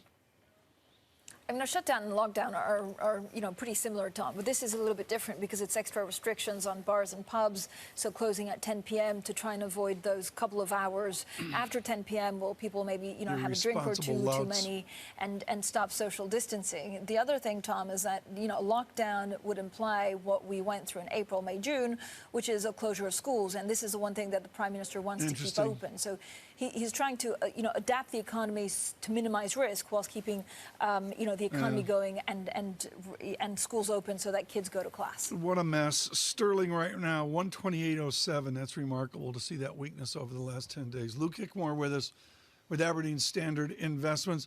Luke, I want to talk about the great mystery that's out there. We've had a huge bounce back. We're going to get a ginormous U.S. GDP statistic near the election, the end of October. And then there's the then what? How does Aberdeen Standard model revenue growth in an adult way out to 2021? Or are you just throwing the towel? It's really tough. I mean, if you're sitting down, I mean, I cover the airline sector. You can imagine how hard that is. My deepest right now. sympathies. Yeah, thanks very much. It's a bit of a finger in the air at the moment. You have to go off your baseline economic forecasts, where you see all sorts of different types of recoveries that are possible, whether all the letters of the alphabet that seem to be thrown at this. But your base case here of a recovery building steam through 2020. High, that you want to be thinking of revenues maybe sub 5% growth, just to be on a cautious and safe side for most industries, because I think if you go more than that, your surprise could come in pretty hard. Well, I mean, it could come in pretty hard, and that's fine, but to the airline business, I mean, good luck with that right now. To me, the great surprise here, not to pick your brain off of a single sector, but the value of those frequent flyer mile programs, is that going to be the salvation of the big airlines? Oh, we've seen Spirit come out and do a bond issue off the back of it. We've seen the US airline as well. I think it was Delta come out and do another one, a massive new issue off the back of their frequent flyer programs, and it's helped them. But it's interesting, isn't it? One of the biggest programs around, British Airways, they haven't done it at all. Instead, they've gone straight to equity. And I think that's a better, longer-term balance sheet survival approach than actually selling off what could actually be your family silver eventually. Luke, talking about family silver, what do you do with gold right now? Yeah, gold to me is really tied up with this whole tech story as well, and it's tied up with people's fear on inflation. If we see a further lockdown, you could actually see gold pop up a little bit, but I'm not sure it's going to last. I'm not an inflationist here, never mind the amount of fiscal and monetary input that's been put into the economy. I just don't see the conditions are right, whether it's from rents or unemployment or capacity, for inflation to really grab hold. We might get a spike going into the spring, but it doesn't feel we're going to get anything to worry about until 21, 22, in which case, why buy gold? Luke, the gold to me are the family silver, as you put it, at British Airways, are their 747s. Luke, is there any way we can convince British Airways to bring back the gorgeosity of the 747? Oh, the Queen of the Skies. They're all parked up at my home airport in Cheltenham. I live in Edinburgh, but I grew up in Cheltenham. They're all parked out there, and it's so sad to see. They're not bringing them back. They're too inefficient. They've been around for a long time. They're depreciated to nothing. Unfortunately, Tom, I think you may have caught your last 747 flight. Killing me. Killing me. Francine, you're just killing me. Luke, please continue.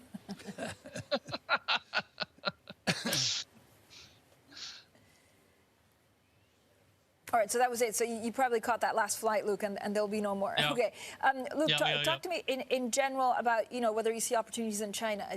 China seems to have gotten rid of COVID-19 in a more sustainable way, at least for now.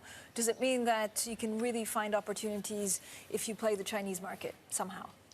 Well, I think the experience the whole of Asia have had with previous outbreaks of SARS and MERS has really paid off for them this time. They acted early, they acted hard, and I think there are more opportunities coming along, whether it's in China or whether it's more about how manufacturing will probably move out of China to kind of relate to what's going on with the US-China trade wars.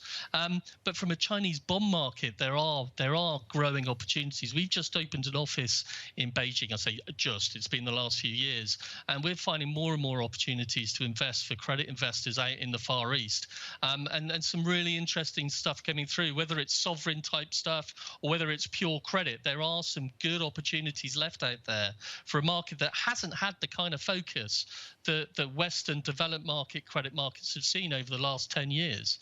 So yeah, we're seeing stuff out there for sure. And even the Chinese government bond market, it's still 220 basis points more than US Treasury yields. Probably one for the brave, as I think is a very government-controlled rate, shall we say. Luke, thanks so much. Luke Hickmore, their Aberdeen Standard Investments Investment Director. Now, join us a little bit later at the Equality Summit, a forum for corporate executives and thought leaders anchored in a full-day conference. It will foster forward-looking conversations and spotlight influential leaders who are trying to pave the way to advance equality. The coverage begins a little bit later and then on to tomorrow, 7 a.m. in New York, 12 p.m. in London. And this is Bloomberg.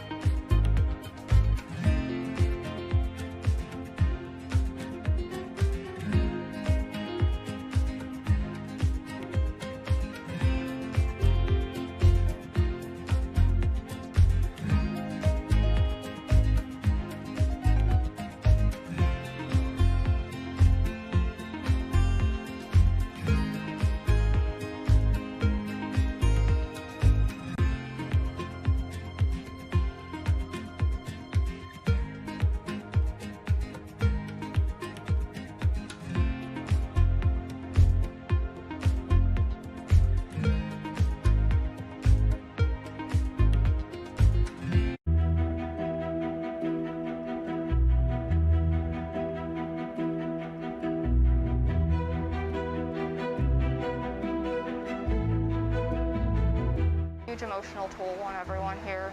We have a lot of staff who are personally affected by the fire, direct family as well as extended members.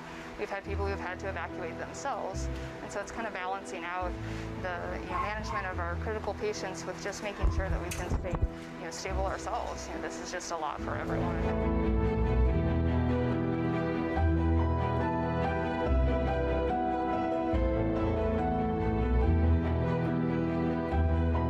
Continuing to take animals in from the public and also trying to reunite owners with their animals at this location.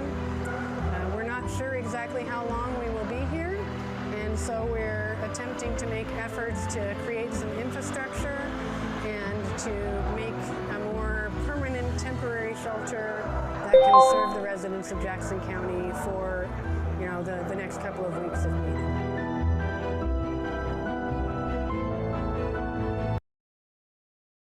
Economies and countries going back into, if not, lockdown, certainly restrictive measures in some parts of their countries. Yeah, and Lisa, you wrote this wonderful piece yesterday, which really goes to the heart of the matter, which is that, banks are losing money, in your opinion, in the money laundering fight. Is there anyone who's getting it right, and does it impact the share price or is there the fact that people want to bank with them more? I think, it's hard to tell who's getting it right. I mean, what we saw in those leaks is that, banks certainly now report a lot more, flag a lot more concerns they have about dodgy money, but it's not clear if they're doing that quickly enough, and if they're doing that, maybe they're over-reporting. I think, from the European side, there's still, potentially a few cases that are lingering, and so investors at the moment are, as I said, I think people are concerned more generally, and it's just another reason to get out. So I go back to Meghdon Desai and Lord Desai's core economic theory, which is this is all about profitability.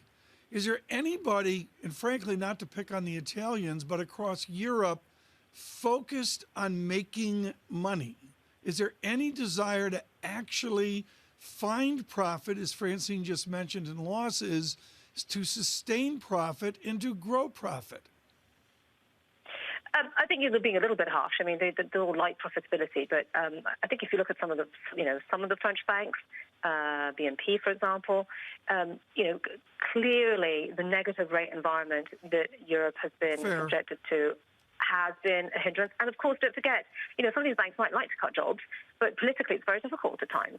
So, their hands are somewhat tied, and, they might want to be, more aggressive in that regard, and they can't. I mean, we saw that when there was, discussions between Deutsche Bank and Commerzbank with the labour unions pushing back hard on the scale of the job cuts that would have had to come with that deal. I mean, Francine, I want you to go to Lisa here, but to me it's extraordinary. And again, it's apples and oranges, folks. But BNP Paribas is a European leader, is at 0.40 times book. And Citigroup in America, where Corbat was just shown the door, is at 0.52 times book. I mean, Europe would basically kill Francine for Citigroup's financial performance. Yeah, and this, I don't know, Elisa, whether this really goes back also to, the negative rates or not the tax rebates, or it's just a different business model, because what they do in finance, or certainly high finance with a lot of Wall Street banks, is just so widely different to what the European banks do, Elisa. Yes, but they also have, the large U.S. banks do also have a very, deep and large domestic market to fall back on that the Europeans don't have, and that, I'm talking about the sort of the consumer market, which, is a very, commission-rich and, fee-rich market, which gives them the deep pockets. Elisa, thank you so much. As always, Elisa Martinucci there of Bloomberg Opinion joining us to talk about banks. Now, up next, Simon Hoare, a UK MP and House of Commons Northern Ireland Committee Chair. He's coming up shortly, and this is Bloomberg.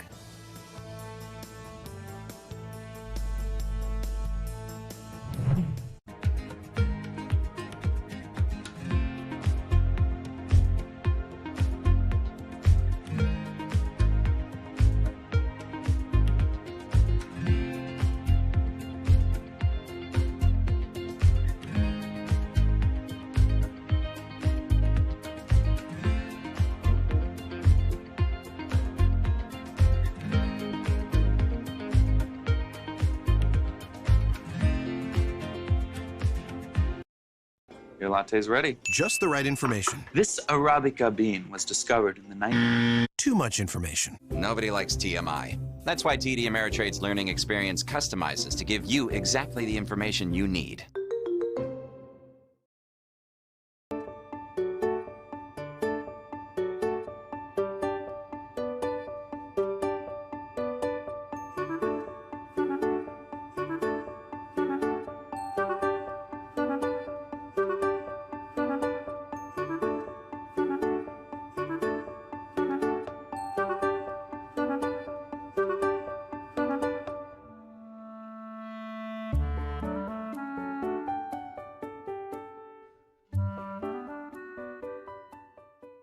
The Boston Symphony Orchestra presents BSO at Home.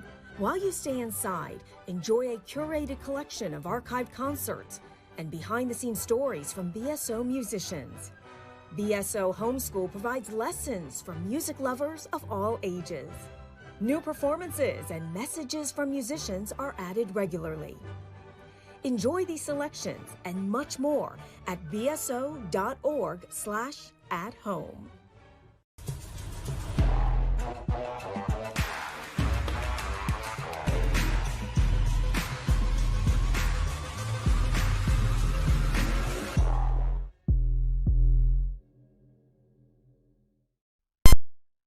Hi, I'm Frank Barry. I'm a writer at Bloomberg Opinion, and I'll be taking this RV across the country on a drive from New York to San Francisco following the Lincoln Highway. The country's in turmoil, and it seems like the right time to go out on the road and to capture the country in this moment, but also to seek out those things that still bind us together and that hopefully will pull us through.